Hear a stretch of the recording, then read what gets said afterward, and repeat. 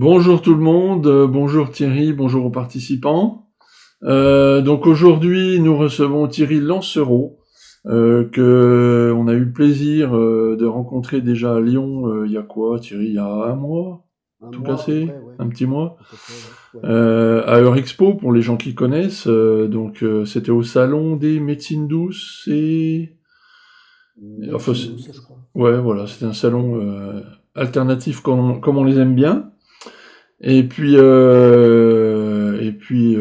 a énormément apprécié de rencontrer Thierry. La discussion a été très très vite passionnante. Donc sur sa pratique du Theta Healing. Donc le Theta Healing, eh ben, qu'est-ce que c'est ça? Il va nous le dire. Et puis je vais tout de suite lui laisser la parole pour qu'il puisse se présenter et présenter ce qu'est que cette technique. Ok, bah déjà merci à tous de votre présence. Je trouve ça top. Juste pour me présenter, moi très jeune, j'étais médium et en fait j'étais dans un environnement de famille qui était assez compliqué. Donc comme beaucoup de médiums, comme beaucoup d'intuitifs, quand on est dans un environnement qui est compliqué, soit on va fermer, soit on va réouvrir un maximum. Si on reste ouvert, il peut y avoir des grandes souffrances qui suivent derrière. Moi j'ai fait le choix de fermer, de tout bloquer. Il m'a fallu au moins une trentaine d'années pour réouvrir, mais j'ai toujours été intéressé par la spiritualité. C'est-à-dire que je me rappelle qu'à 10 ans, j'ai commencé à lire la Bible et je me disais qu'il y avait un truc qui n'était pas cohérent. Je ne comprenais pas pourquoi Dieu pouvait déterminer d'une place au paradis alors que des gens naissaient dans la pauvreté et d'autres dans la richesse, dans l'opulence. Et je me disais qu'il y a des choses qui n'allaient pas. Et puis à 18 ans, j'ai commencé à lire, pour certains les plus anciens, ça va vous parler, L'Homme sans grand pas, avec le niveau d'incarnation, etc. Et là, ça a tout de suite été une révélation. Et en gros, j'ai toujours été sur une recherche spirituelle. De mon plus jeune âge, j'avais cette espèce de conviction qu'il y avait quelque chose de plus grand, on naissait pas par hasard et qu'on avait des choses à comprendre. Donc il m'a fallu une trentaine d'années pour réouvrir mes capacités. Puis j'ai commencé à travailler en connexion avec mes guides. Donc j'ai demandé à avoir un enseignement. Et puis j'ai commencé à grandir spirituellement, à mieux comprendre des choses, et puis à travailler, mais je ne le savais pas à l'époque, en channeling, c'est-à-dire en canalisation. Il me guidait, il me donnait des enseignements. Et puis un jour, je me suis aperçu que je pouvais travailler en connexion avec les guides des personnes. Donc c'était quelque chose qui était complètement ajusté parce que quand on a des guides, en fait, on en a plusieurs. Et c'est vraiment le staff qu'on choisit qui est le plus adapté pour soi. C'est-à-dire qu'on choisit des guides incarnés ou non incarnés, peu importe, qui sont là pour nous aider à cheminer. Donc je travaillais moi en connexion, j'avais l'habitude de travailler sur moi, mais le fait de travailler avec les guides des personnes, j'avais une guidance qui était complètement ajustée. Et puis, alors je me rappelle la première fois où c'est arrivé, je me retrouvais avec des guides très très speed. Et je me dis, c'est bizarre, c'est pas mes guides, c'est pas la signature vibratoire à laquelle j'ai l'habitude. Et là, j'ai percuté que c'était les guides de la personne qui étaient aussi très speed. Et puis, je fais une deuxième séance avec une autre personne. Et là, je tombe sur des guides super cool, super tranquilles, qui font les choses à leur rythme. Et là, j'ai compris que c'était les guides de cette personne qui était rattachée à son énergie vibratoire. Donc, suite à ça, j'ai commencé à travailler. Et puis, mon ex-femme fait une formation. Moi, je voulais faire de l'hypnose. Et puis, elle fait une formation en tétaling. Elle revient, elle me dit, c'est pas pour moi, c'est pour toi. C'est vraiment quelque chose qui va être ajusté pour toi. Et puis, je fais le premier stage en tétaling. Et là, ça a été une révélation parce que j'ai trouvé que c'était une méthode qui était extrêmement précise, en tout cas, qui me correspondait à 100%, qui avait un niveau de vibration qui était complètement ajusté pour moi. Donc j'ai fait le niveau 1, j'ai enchaîné le niveau 2, le niveau 3, et puis j'ai travaillé aussi sur le fait de pouvoir instruire cette méthode, c'est-à-dire d'être instructeur. Le fait d'être instructeur est intéressant parce que ça nous oblige à réviser les bases régulièrement et puis à se replonger encore plus dans la technique. C'est-à-dire que quand on enseigne quelque chose, ben, on est obligé de le conceptualiser, on est obligé de le clarifier, ce qui m'a permis de rentrer encore plus profondément dans le detailing. Et puis en programmation, j'avais demandé d'avoir une séance par jour parce que ça me permettait de m'entraîner. Parce que le detailing, même si on a de très belles formations, si on ne s'entraîne pas derrière, c'est comme un muscle, en fait, ça ne fonctionne pas. Mais quelle que soit la discipline, que ce soit du magnétisme, que ce soit de la médiumnité, c'est important de s'entraîner beaucoup derrière. Et puis donc j'avais demandé d'avoir une séance par jour. Et puis j'ai toujours une séance par jour. Et puis après, c'est monté en amplitude. Et puis j'en ai fait mon métier. Le detailing, en fait, c'est une discipline qui a été inventée en 94 par Viana Stibal, qui est une américaine, où elle a conceptualisé la façon dont le monde invisible est structuré. Donc, on travaille toujours à partir du créateur. Alors, je vais vous expliquer rapidement ce que sont les plans. Mais le detailing, la spécificité, c'est qu'on travaille qu'à partir du créateur. C'est-à-dire le créateur, Dieu, la source, peu importe comment on le nomme. On passe en état θ et on se connecte à cette énergie-là. Et au travers de cette énergie-là, on va faire des commandes. Et les commandes, en fait, nous, on se met dans un état d'observation. Le travail se fait, en fait, c'est le créateur qui va faire le changement, qui va faire les modifications, qui va nous donner les informations pour cheminer dans la technique, en fait. Donc une fois qu'on a appris à se mettre en onde θ, on a une multitude d'outils pour aider les gens. Le gros avantage, c'est qu'on va, au travers d'un questionnement qui s'appelle un travail d'approfondissement, on va aller voir où sont situés les blocages. Si par exemple vous avez des ancêtres qui ont vécu la pauvreté, qui sont persuadés que l'argent est une mauvaise chose, vous pouvez récupérer des mémoires qui viennent de vos ancêtres. Vous pouvez avoir aussi des vies passées qui vont vous récupérer des mémoires ou des traumatismes. Vous avez aussi votre incarnation présente qui peut générer des choses compliquées. Et donc en fait, en detailing, on va aller travailler sur tous les niveaux de croyance. On travaille autant sur le transgénérationnel que sur le karmique, que sur le niveau de base. Et au travers de cet état modifié de conscience, on va pouvoir accéder où sont situés les blocages. Alors moi, personnellement, dans ma connexion, ça veut dire que, par exemple, sur le transgénérationnel, c'est situé à 40%. Il y en a 30% sur le karmique, il y en a, je ne sais pas, 30% sur le niveau présent. Et on va aller travailler sur une déprogrammation, c'est-à-dire qu'on va proposer à la personne de déprogrammer ça, c'est de la physique quantique, libérer les blocages pour qu'on puisse réajuster ça et reprogrammer les choses différemment. Moi, ce que j'ai tendance à dire, c'est que souvent, c'est l'inconscient qui nous dirige. On a des programmes intérieurs, des systèmes de sauvegarde que l'inconscient a mis en place, et c'est pas nous qui dirigeons notre vie. En fait, on est dirigé par cet inconscient. Donc, plus on travaille sur le detailing, plus on travaille sur cette déprogrammation, ces reprogrammations, en fait, c'est un peu comme si on reprenait le courant de notre vie et on redevient créateur de notre vie.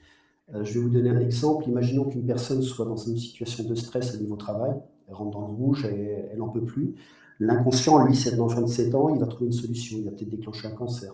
Donc le cancer, si on va chercher la cause, c'est ce qui permet à la personne de sortir du travail, en fait, c'est un avantage positif. Le subconscient, c'est pas qu'il veut nuire à la personne, c'est juste que lui, il a un système de protection, il trouve une solution la plus juste pour lui, pour mettre la personne à l'abri. Donc en detailing, on va aller voir qu'est-ce qui s'est passé, par exemple, au moment où la personne est tombée malade. Est-ce qu'elle était dans une situation de stress? Est-ce qu'à un moment donné, il y a un avantage positif à tomber malade? Quel est l'apprentissage qu'elle va tirer de tout ça? On va défaire ces programmations et on va reprogrammer quelque chose de différent pour que la personne ne soit plus malade ou qu'elle puisse aller vers le chemin de guérison. Donc en fait, on ne se substitue pas à la médecine, mais on va travailler en complément de la médecine et on va aller travailler sur de la reprogrammation, du réajustement pour que la personne puisse aller vers quelque chose de plus juste. Donc des croyances limitantes, vous en avez une multitude, et la spécificité du detailing, c'est vraiment ce travail d'approfondissement pour aller situer où sont les blocages et où sont situées les zones où la personne a du mal à avancer, où elle est sur des schémas répétitifs.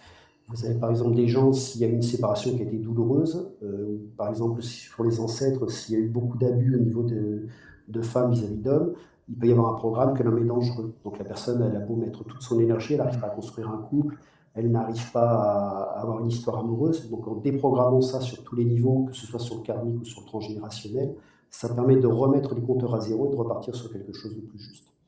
Ce qui se passe aussi avec le detailing, c'est qu'on travaille tout le temps en état modifié de conscience, en état θ, et donc la manifestation, ce que certains appellent la loi d'attraction, fonctionne à plein régime. Donc là aussi, on peut travailler autant sur la libération que sur un travail de loi d'attraction pour que la personne puisse attirer des choses positives ou des choses qui sont justes. Ça peut être des âmes sœurs, ça peut être un compagnon, ça peut être un travail ajusté. Et pour travailler cette manifestation, on va aller travailler aussi sur tous les blocages qui sont dans l'inconscient pour que la personne puisse attirer les choses plus positives. Donc voilà un peu une rapide présentation du detailing. Alors, c'est Et puis là. à côté de ça, oui. Pardon, vas-y, termine. Voilà, et j'ai une deuxième casquette. Là, je travaille sur de l'hypnose régressive. Donc là, c'est un travail qui est complètement différent. Parce que alors j'ai été formé à l'hypnose transpersonnelle, mais comme je suis médium, forcément, j'étais connecté à la personne et je suis tellement coloré avec le detailing que du coup, j'ai retravaillé une hypnose qui est colorée avec le detailing. La grande différence sur une hypnose, c'est qu'en detailing, c'est le praticien qui est en état modifié de conscience.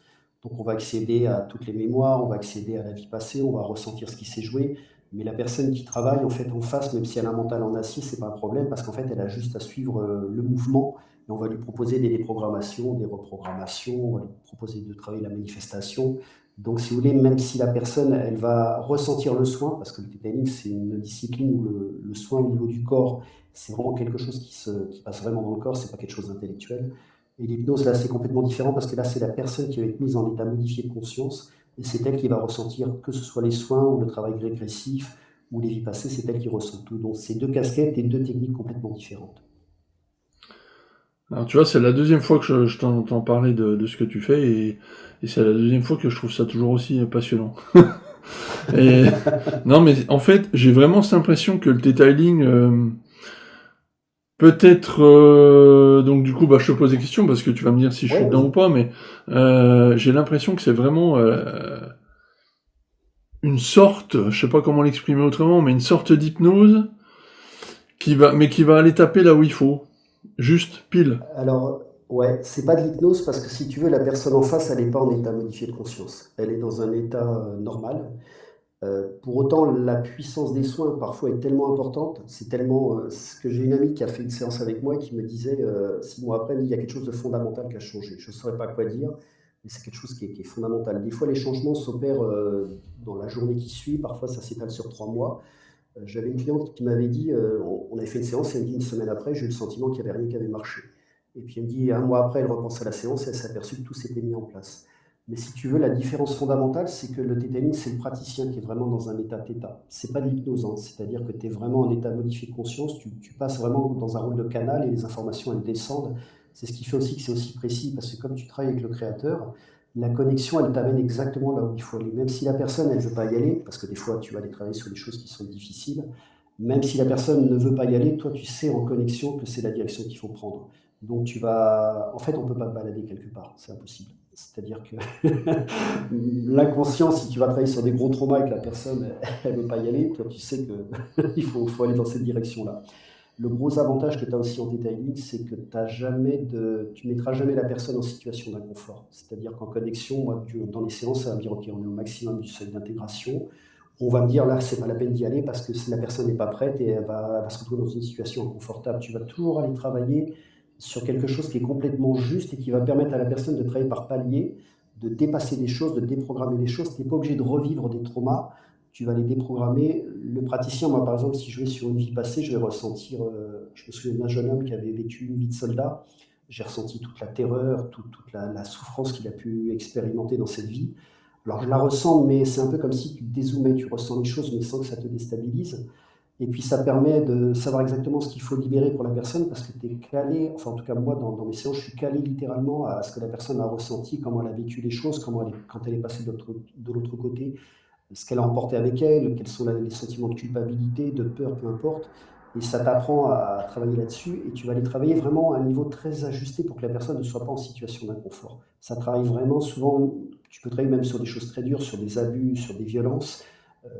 La personne à la fin de la séance, elle se sent bien, elle se sent ajustée, mais il n'y a pas de sentiment d'inconfort en fait. Ouais, mais du coup, c'est pas toi qui ramasse un peu? Non, non, parce que le fait de travailler en connexion avec le créateur, si tu veux, tu travailles avec la source. Donc, c'est ce qu'on échangeait tout à l'heure, juste avant le début de cette conférence. Moi, toutes mes séances s'effacent. Automatiquement, elles s'effacent. Des fois, je fais des séances le matin, l'après-midi, je ne sais plus sur quoi on a travaillé parce qu'il y a une espèce de sauvegarde qui fait que ça s'efface. Et puis, ça se réactive quand je refais les séances derrière. Mais le fait de travailler directement à partir du créateur, si tu veux, il y a un système de protection qui fait que tu travailles qu'avec des énergies très hautes. En fait, en Theta Healing, tu travailles qu'avec des énergies qui sont vibratoirement très puissantes et qui te mettent à l'abri de ce genre de choses. D'accord. Alors, donc, pour résumer, si je comprends bien, moi, je voudrais une séance de detailing pour régler quelque chose. Je viens te voir. Ou tu fais à distance aussi, je crois. Ouais, la plupart de mes séances sont à distance. Ouais, Le ce qui est travail comme. énergétique, que ce soit à distance, même les formations, j'ai vu des choses en formation. Je me rappelle une guérison de groupe où la personne a travaillé sur son diabète et juste à la fin de la guérison, la courbe s'était complètement stabilisée. Ah ouais, le diabète aussi. Ouais, on peut travailler sur tout, mais moi j'ai quasiment toutes mes séances qui sont à distance. J'ai même fait des séances avec des gens qui étaient à La Réunion, au Japon, au Canada. Il n'y a aucune problématique par rapport à la distance. C'est exactement le même travail en fait. Donc tu peux t'attaquer à des problèmes psychologiques, à des Ouais, problèmes de vécu que tu traînes depuis des générations, à ouais. des soucis que tu as. Enfin, en fait, j'ai presque envie de te poser la question, qu'est-ce que tu ne peux pas faire? Bah, en fait, dans l'absolu, tu peux tout faire. Dans l'absolu, Diana Astival, elle a guéri un cancer, mais je pense que de toute façon, on est sur une phase évolutive, c'est-à-dire qu'on est sur une période où il y a énormément de guérisseurs. Tu as tout un tas de techniques qui apparaissent, tu as des Tout à fait. tarologues qui vont travailler sur les notions de chiffres, tu as du Tony Robbins qui va travailler sur le mental. Aujourd'hui, on est vraiment dans une époque bénie pour les guérisseurs parce qu'il y a une multitude de choses qui arrivent. Moi, je travaille avec beaucoup, beaucoup de guérisseurs. Je me souviens d'une personne qui a fait un travail fantastique et en fait, elle a mixé différentes techniques et elle les a réajustées. Et moi, quand je travaille avec des guérisseurs, il y a une notion de fluidité, c'est-à-dire qu'ils vont utiliser des outils, ils vont en rajouter d'autres. Donc, on est sur une période qui est complètement open avec ça. Et je pense que dans le futur, l'humanité aura cette capacité à se guérir, à de plus se nourrir. On voit des gens qui, aujourd'hui, je ne sais plus comment ça s'appelle là. Le Le prana? prana. Ouais. Voilà, moi je connais quelqu'un qui peut passer 3 mois sans manger, il va juste boire de l'eau. Et puis, donc je pense qu'on est vraiment à l'aube d'une ouverture de conscience qui est phénoménale, et je pense qu'il y en a pour tous les goûts. Et moi, ce que je Alors, conseille aux gens quand je dois échanger, je leur dis toujours, si vous devez choisir une formation, choisissez une formation qui résonne juste en vous. Et puis, choisissez aussi le formateur avec qui vous vous sentez en adéquation. Ça, c'est super important. bien Mais sûr. aujourd'hui, t'en as quasiment pour tous les énergies, pour tous les types. Et puis, quand tu travailles en séance avec des guérisseurs, moi, j'ai souvent des gens qui ont des vies de chaman, qui ont d'anciens Atlantes, ou des gens qui étaient des Celtes aussi, avec des capacités de guérison qui sont fantastiques. Voire même des gens, là j'ai travaillé avec quelqu'un qui travaille en kiné avec de l'énergétique, qui est lié à une vie passée de chinois, qui est expert dans la partie énergétique, qui récupère une partie de ses compétences de façon intuitive en fait. Et alors justement, tu dis très très très justement qu'aujourd'hui on a un choix de praticiens, et comment choisir finalement? Pourquoi j'irais vers mon ami Thierry plutôt que enfin c'est quoi? C'est parce Tu que ça sais, en fait, m'appelle? tu suis ton intuition. Tu vois, par exemple, j'ai fait des salons. Attends, excuse-moi, je vais juste allumer les lumières parce que Je la t'en prie, télévision je allume. t'en prie, je t'en prie.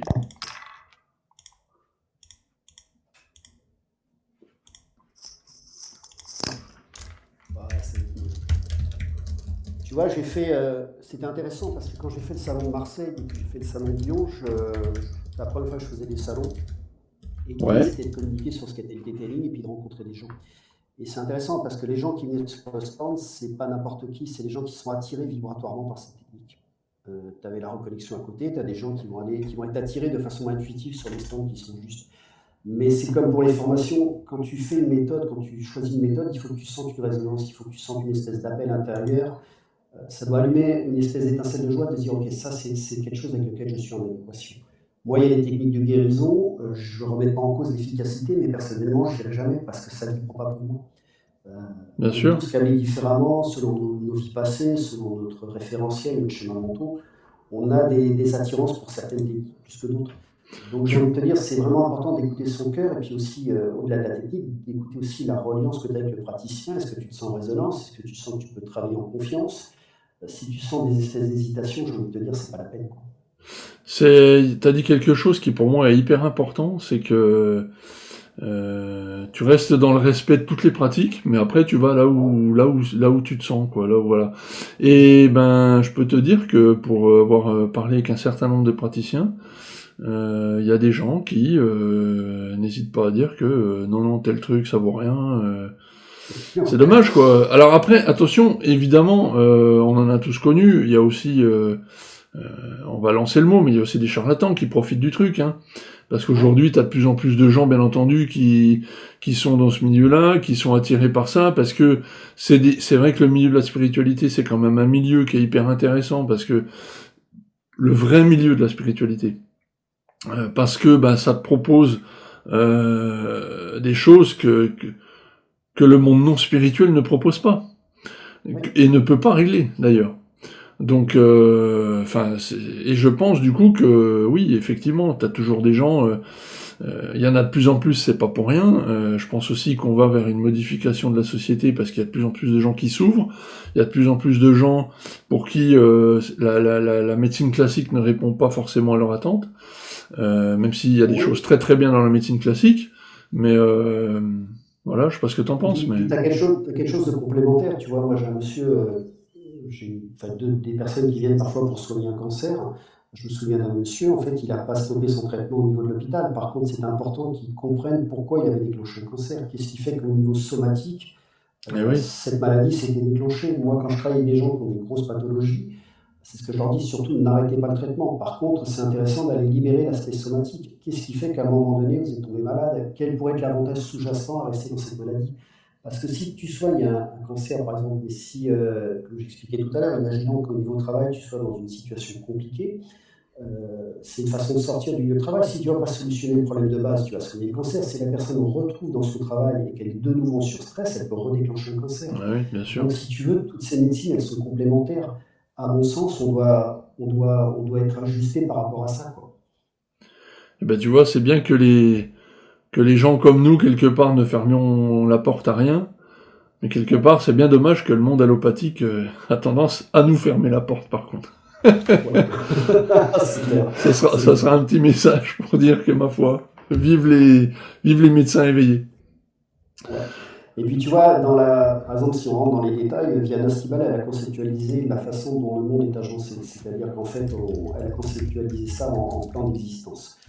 Il y a le troisième plan, c'est le plan dans lequel on est incarné. C'est juste pour comprendre un peu schématiquement comment ça fonctionne. On est dans ce plan de matière, on vient s'incarner, on vient expérimenter des choses, on vient travailler sur nos leçons, on fait nos gammes, et puis on vient parfois pour aider. Enfin voilà, on est incarné, c'est un peu comme si on était à l'école et on vient travailler sur certaines choses. Ce qu'elle conceptualise comme le quatrième plan, c'est le plan où vous avez les défunts, c'est le plan des animaux totems, c'est le plan où il peut y avoir les énergies de guérison, c'est là où souvent les chamans vont travailler, c'est ce qu'on appelle le quatrième plan. Donc il y a pas de, vous avez des défunts, j'ai des amis médiums qui travaillent avec des défunts, ils font un travail fantastique, quand il y a des gens qui ont perdu des êtres chers, de pouvoir communiquer avec les défunts, c'est quelque chose d'extraordinaire. Vous avez le cinquième plan, c'est le plan où vous avez tout ce qui est maître ascensionné, les anges gardiens, vous avez Bouddha, Jésus, etc. C'est un plan vibratoirement qui est beaucoup plus haut, c'est là où vous avez aussi les guides. Les guides, quand vous travaillez en connexion avec les guides, c'est quelque chose d'exceptionnel. Vous avez une connexion qui vous donne toujours des informations complètement calibrées, qui sont incontestables. Il y a beaucoup de bienveillance, beaucoup d'amour inconditionnel. Ensuite, vous avez le plan des lois, c'est tout ce qui est numérologie, astrologie, c'est la loi du magnétisme, la loi de cause à effet. Et puis, vous avez le créateur. Mais ce qui est intéressant, nous, par exemple, en Tétanie, on travaille à partir du créateur, mais pour autant, le créateur, s'il doit repasser par le quatrième ou le cinquième plan, il va passer par le... Il n'y a pas de notion de « ça, c'est meilleur que ça ». C'est-à-dire que moi, les amis que je connais qui sont médiums, qui travaillent avec les défunts, elles font un travail extraordinaire, au même titre que quelqu'un qui va travailler avec le cinquième ou le sixième plan. Il y a pas... Moi, je connais des astrologues qui ont une capacité d'analyse, ils jouent avec les chiffres, etc. C'est quelque chose de fantastique aussi. Donc, il n'y a pas de méthode plus ou moins bonne. En fait, ce qui est intéressant, c'est d'aller là où ça nous appelle. Vous avez des gens qui vont être atterrés. Aujourd'hui, il y a beaucoup de chamanisme. Alors, quand je parle du chamanisme, je parle du bon chamanisme, parce qu'il y a des choses qui sont un peu farfelues. Mais quand on travaille sur du bon chamanisme, c'est tout aussi efficace que du tétali. Il n'y a pas de bien ou de mal. L'idée, c'est de se dire, ok, je vais aller là où ça m'appelle, en fait. D'accord. Et alors, je vais te poser une question, et je peux te dire que j'attends la réponse avec impatience. C'est une question que j'ai jamais posée aux thérapeutes qui sont passés ici. Ouais. Mais j'ai l'impression que le Theta Healing a quand même pas beaucoup de limites. Moi, j'ai un problème depuis longtemps. Je sais pas si les gens l'ont remarqué, mais alors c'est terrible. Depuis mon enfance, je me ronge les ongles. Okay. Est-ce que tu peux me régler ça? Alors, je vais te faire la réponse que je fais à tout le monde, tout est relatif. J'ai travaillé par exemple avec un monsieur qui avait vécu, ils font fait une séance et il m'explique qu'en fait il a vécu avec la colère toute sa vie. Ouais. Toute sa vie il a vécu avec une colère phénoménale. On fait une séance et puis je le retrouve un an après en stage. Puis il dit ouais on a fait une séance ensemble, j'avais travaillé la colère. Et je lui dis ok je lui dis t'en es où par rapport à ça? Ben, il me dit tout est parti. Il me dit on a fait une seule séance, tout est parti en une séance. Je vais un autre exemple d'un monsieur qui, lui, il a vécu avec sa peur, la peur au ventre, mais toute sa vie aussi. Depuis qu'il est tout petit, une peur irrationnelle. On travaille en régression, ça l'emmène sur une vie passée où il était espion, et donc il a vécu avec la peur d'être attrapé. On libère la vie. Alors là, pareil, je rencontre son épouse 6 mois après, je lui dis, bah, il en est où? Elle me dit, il n'y a plus rien. Il y a des choses physiques qui disparaissent. J'ai un monsieur qui avait fait un burn-out. Il m'expliquait qu'en fait, ses pensées étaient dissociées. Il a l'impression que les câbles n'étaient plus reliés. On fait une séance, tout s'est relié. Et puis parfois, tu fais des séances et ça ne marche pas. Parce que la personne, ça va dépendre de son seuil de lâcher prise. Même si c'est précis, ce que disent souvent les gens en tétanique, c'est précis et puissant. Pour autant, il y a toujours un travail personnel à faire derrière. Il faut avoir cette capacité à lâcher prise, ce travail de résilience pour aller vers quelque chose de guérison. Donc j'ai envie de te dire, ça peut marcher, ça peut ne pas marcher, mais il y a aussi l'aspect, tu vois, par exemple, j'avais travaillé avec une personne qui voulait être guérisseuse, on fait la séance et puis elle me dit, ouais, mais en fait, ça n'a pas marché. Et je lui dis, vous avez eu les guérisons? Ben, elle fait, non, en fait, je n'ai pas voulu en faire, j'avais un problème personnel. Ben, ouais, si à un moment donné, ce que tu fais dans la séance, tu n'engages pas dans la matière, ah bah ça oui. marche pas. Bah oui, forcément. Donc j'ai envie de te dire, oui et non en même temps, ça dépend des individus, ça dépend du lâcher-prise, ça dépend d'une multitude de choses. Est-ce que l'âme, elle est prête à guérir? Il faut aller travailler sur toutes les croyances, de voir quel est l'intérêt sous-jacent, quel est, tu vois. D'accord. Okay. Donc j'ai envie de te dire qu'il y a des séances et des succès phénoménales. Tu as des retours de séances qui sont fantastiques, et puis tu en as d'autres où ça enfin, faut pas raconter de bêtises aux gens. C'est vrai qu'il y a des fois, ça marche très bien, il y a des fois, ça marche moins bien, ça dépend du lâcher prise. Et puis des fois, tu as des gens qui vont prendre des rendez-vous et les réponses ne leur conviennent pas. C'est-à-dire que je me souviens d'un jeune homme qui était malade, qui était hypocondriaque, et en fait, dans la séance, ce qui ressort, c'est qu'il avait déclenché cette maladie parce que finalement, il ne voulait pas rentrer dans l'âge adulte, il ne voulait pas rentrer dans la vie active, et le fait d'être malade, ça lui permettait de rester chez lui. Ce n'est pas la réponse qu'il attendait, fondamentalement. Lui, il aurait voulu rester un adolescent éternel et puis pas rentrer dans la vie active. Le problème, c'est que quand tu travailles en theta, c'est toujours juste, c'est-à-dire que la question, il y a des gens pour qui ça ne fait pas leur affaire, en fait. Et Ah, ça, ouais. tu peux pas mentir, tu peux pas balader les gens alors tu mets beaucoup de rondeur, c'est amené avec beaucoup de douceur, mais à un moment donné, si tu t'incarnes pour expérimenter quelque chose, il faut l'expérimenter. Bien Par sûr. contre, le fait de travailler en Theta Healing, tu vas libérer des choses qui vont te permettre de le traverser plus rapidement. D'accord. Tu vois, par exemple, moi, quand je me suis séparé de mon ex-femme, là où j'aurais pu rester un an dans une forme de douleur, comme j'avais tous les outils, je l'ai dépassé très rapidement. J'ai travaillé sur tout ce qu'il fallait, j'ai déprogrammé, j'ai reprogrammé, j'ai été voir ce que j'avais à apprendre de cette relation, quel était l'enseignement. Une fois que j'étais terminé, enfin, j'ai vu l'axe de travail qui était à faire, je l'ai intégré. Et puis tu traverses, j'ai envie de dire, c'est comme si tu étais dans un océan de tempête, au lieu de tourner en rond dans la tempête, tu vas savoir où il faut aller, tu vas le traverser plus rapidement. D'accord. Et une séance, ça dure combien de temps? Alors, Il une y a- séance, ça dure entre 3 quarts d'heure et 1 heure, mais moi, en séance, je demande toujours aux gens de bloquer 1h30. Parce que si tu as un travail d'approfondissement à faire, il faut avoir le temps de pouvoir creuser, de faire ce travail de recherche. En fait, je ne veux pas être pris par la pendule et puis être en stress en me disant, OK, la séance s'arrête dans 1 heure. Donc, je demande aux gens de prendre 1h30, de bloquer 1h30, mais en règle générale, c'est entre 3 quarts d'heure, 1 heure, 1h10, 1h15. Ça dépend de la personne, ça dépend de ce sur quoi on doit travailler. Et puis, si tu vas en connexion, tu vas avoir un seuil d'intégration. C'est-à-dire qu'à un moment donné, en connexion, ça va me dire, OK, là, on est au maximum, la personne, elle ne peut plus rien intégrer. Donc, ça ne sert à rien de tenir une personne pendant 1h15, 1h20, si à un moment donné, elle n'est plus en capacité ouais, d'intégrer des ouais, choses. ouais. Parce que si tu veux, le travail, il est tellement puissant, il est tellement précis, que ça va droit au but, en fait. Mais tu as quand même un seuil d'intégration. À un moment donné, tu peux plus intégrer. Donc, ça ne sert à rien de faire 1h30 si le travail peut se faire en 3 quarts d'heure ou 1 heure. Donc possiblement, ça veut dire que lors d'une première séance, bon bah tu vas t'arrêter comme tu dis au moment où le seuil d'intégration il est atteint, mais après tu vas digérer le truc, et lors d'une seconde Ouais. séance, peut-être qu'on pourra. Ouais, ça travaille par palier en fait. Quand je travaille avec des guérisseurs, si tu veux, on va libérer tout ce qui peut bloquer. Tu as beaucoup de guérisseurs qui ont eu des vies passées dramatiques, qui sont passés par l'Inquisition, par le bûcher. Donc si tu veux, quand tu poses la question, ok, si tu étais un super guérisseur, qu'est-ce qui se passerait? Et là, il y a une espèce de panique qui remonte. Et là, tu vas aller travailler sur le transgénérationnel, tu vas libérer tout ce qui doit être libéré. Souvent, quand tu travailles avec des guérisseurs, même avec certaines personnes, de plus en plus, il y a une espèce d'expansion de conscience. Des fois, je dis aux gens, écoutez, avant de repartir, faites un petit peu le tour du quartier parce qu'ils flottent, ils sont en expansion de conscience. Et donc, si tu veux, tu travailles par palier. Tu vas franchir un palier, puis un deuxième palier, puis un troisième palier. Si la personne, dans son aspect de guérisseur, elle travaille sérieusement et elle engage vraiment une espèce d'entraînement quotidien, euh, j'ai envie de te dire, il n'y a pas de limite dans le seul. La seule limite, tu t'aperçois que c'est nous qui nous la posons nous-mêmes, en fait. Quand on D'accord. travaille en theta, on prend vite conscience qu'en fait, on est notre plus grande limite, c'est nous-mêmes en fait. Quand tu commences à poser des questions du style qu'est-ce qui se passerait si j'étais dans la toute-puissance, il y a tout un tas d'émotions qui remontent et tu vois à quel point on s'auto-limite. Ce que j'ai tendance à dire en theta, en tout cas, l'avantage aussi du theta, c'est que tu peux travailler avec des personnes puis tu peux travailler sur toi. Le gros avantage, c'est que tu libères tellement de croyances limitantes qu'à un moment, tu rentres dans une espèce d'expansion de plus en plus grande, ça se fait de façon exponentielle, et puis tu as une espèce de point de stabilité où tu deviens totalement en équilibre avec tes émotions. Tu arrêtes de passer dans des spirales où tu montes et tu descends, et tu te retrouves de plus en plus ajusté. Et puis, j'ai envie de te dire, c'est l'avantage du travail sur soi, c'est l'idée, c'est d'être heureux en fait. C'est d'arriver à quelque Ouais. chose de complètement épanoui, de libérer un peu toutes ces limitations. Et puis, moi, je en pratique la manifestation. Tu as à peine le temps de penser à certaines choses, tu es même obligé de faire attention parce que si tu veux, le fait d'être toujours en état-theta, tu attires à toi très rapidement les choses. Donc, ça t'oblige aussi à avoir un travail sur le mental pour bien ajuster tes pensées pour pas attirer tout et n'importe quoi, justement. D'accord, ok. Ah, c'est vraiment intéressant. Et alors on va dire pour ta deuxième casquette, qui est l'hypnose régressive, Mhm. ça j'imagine que ça doit être quand même un peu plus long, non? Ouais. Ouais. Ouais, ouais. Une hypnose régressive, tu comptes entre. C'est pour ça que le prix n'est pas le même non plus, tu comptes entre 3 et 5 heures. C'est-à-dire Ouf. que. Ah oui.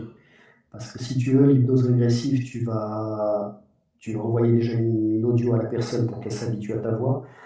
Tu as ce qu'on appelle le travail de questionnement. Donc, on va voir ensemble ce qu'elle veut travailler, quels sont ses points de blocage, quelle est sa situation de famille, qu'est-ce qu'elle a envie de travailler, qu'est-ce qu'elle a envie d'expérimenter. Ensuite, tu mets la personne en induction. Donc là, il y a ce qu'on appelle le plateau thérapeutique, où la personne va peut-être expérimenter des vies passées, où elle va avoir des soins. Je travaille avec une amie hypno, elle s'est carrément retrouvée avec le créateur, parce qu'en fait, elle travaillait avec ses guides, et puis moi, je sentais que c'était un peu court, donc j'ai demandé à passer à quelque chose de supérieur. Elle s'est retrouvée directement connectée avec le créateur. J'ai vu des séances d'hypnose où la personne s'est retrouvée directement avec un être de lumière, comme un guide, qui l'a complètement guidé par rapport à ça. Donc, si tu veux, le plateau thérapeutique, il dure entre 1h30 et 2 heures, parce qu'au bout de 2 heures, la personne, elle fatigue, donc c'est pas la peine d'aller plus loin. Et tu as comme une espèce de boucle qui permet de clôturer toutes les questions-réponses. Mais là, c'est vraiment la personne qui va ressentir les choses. Et forcément, tu respectes son rythme aussi. Donc moi, mon rôle, c'est d'accompagner la personne à l'aider par rapport à cet état de conscience, à demander des soins, à l'aider en fait à cheminer. Et puis la personne, au bout de 2 heures après, elle revient, le temps qu'elle atterrisse, parce que souvent elle a une expansion de conscience, donc tu débriefes, tu échanges. Donc c'est entre 3 et 4 heures, c'est pas Donc, pas du tout le même temps. donc là, par contre, là, tu as dit que c'est pas toi qui canalise, c'est la personne vraiment qui. Oui, tu dis de la personne, mais forcément, quand tu es médium, quand la personne arrive sur sa vie passée, toi, moi, je suis connecté, donc je vois exactement ce qui s'est passé, ce qui me permet de pouvoir cheminer avec elle, en fait. Et D'accord. puis, je vais aller questionner parce que je vais sentir quand à un moment donné, si le mental refait surface, je vais reposer les questions. Si je tombe avec un être de lumière, c'est déjà de bien identifier si c'est un être de lumière, pour Ah pas qu'il y oui. ait des parasites ou des entités qui se baladent. Mais en tel temps, on est rarement confronté à ça. Parce que l'énergie vibratoire est tellement puissante que tu es rarement parasité. Et puis, tu vas explorer la vie, tu vas aller déterminer quel était l'apprentissage, pourquoi elle s'est incarnée, qu'est-ce qu'elle a appris. Quand tu passes sur la mort et que tu passes sur l'après-vie, quel était l'enseignement, qu'est-ce qu'elle a compris, qu'est-ce qu'elle n'a pas compris, quels sont les regrets, quelles sont les choses positives. Donc il y a tout un travail d'accompagnement. Mais si tu veux, en tant que médium, je suis connecté, je sais exactement où il faut aller, et puis je vois comment il faut travailler par rapport à ça. Et alors, des séances comme ça qui durent aussi longtemps, même ça, tu le fais à distance? Ouais, ouais, ouais. Ah ouais. Bien sûr. Ouais. Ce qui est important, c'est d'avoir un bon ordinateur. Enfin, d'avoir un Oui, ordinateur. une connexion pas trop mal. Ouais. Ouais, ouais. Il faut que tu puisses voir la personne, il faut que l'ordinateur soit pas en veille, et puis la séance est enregistrée en plus. Tu enregistres D'accord. la séance parce que c'est important que sur l'après-hypnose, la personne puisse réécouter sa Ah séance oui. pour comprendre qu'il y a toujours un enseignement, il y a toujours quelque chose de positif. Même au début, quand je me suis entraîné, j'ai fait des séances, je me rappelle avec ma compagne, elle a fait du tourisme. Elle ne voulait pas travailler quelque chose de particulier, mais même dans une séance où on était visiter des vies passées, il y avait des enseignements qui étaient extrêmement précieux, quoi. Il y a toujours. Et puis je Et te dis, moi, dans ma formation de detailing, j'ai tellement l'habitude d'aller chercher, d'optimiser les séances au maximum, d'aller chercher tout ce qui est croyances limitantes. Et puis tu travailles, le fait de travailler en fait avec le créateur, tu travailles qu'avec des plans supérieurs. Donc si tu veux, je me suis retrouvé par exemple à un moment donné sur une séance avec un ancêtre qui ne voulait pas lâcher. En fait, j'ai envie de dire, il a été obligé de lâcher, mais pas le choix. Parce que si dans la formation detailing, comme tu travailles avec des hauts plans vibratoires, tout ce qui est entité parasite, si tu tombes avec des gens qui sont parasités, tu as à peine le temps de monter, de redescendre, ça nettoie tout de suite en fait, ça dégage tout ah de ouais, suite. Ouais, d'accord. ça c'est super confortable. Et est-ce que ça t'est déjà arrivé de faire une séance avec quelqu'un qui n'est vraiment, mais pas du tout dans le lâcher prise et qui du coup, t'arrives pas à le faire rentrer. Ouais, ouais, ouais.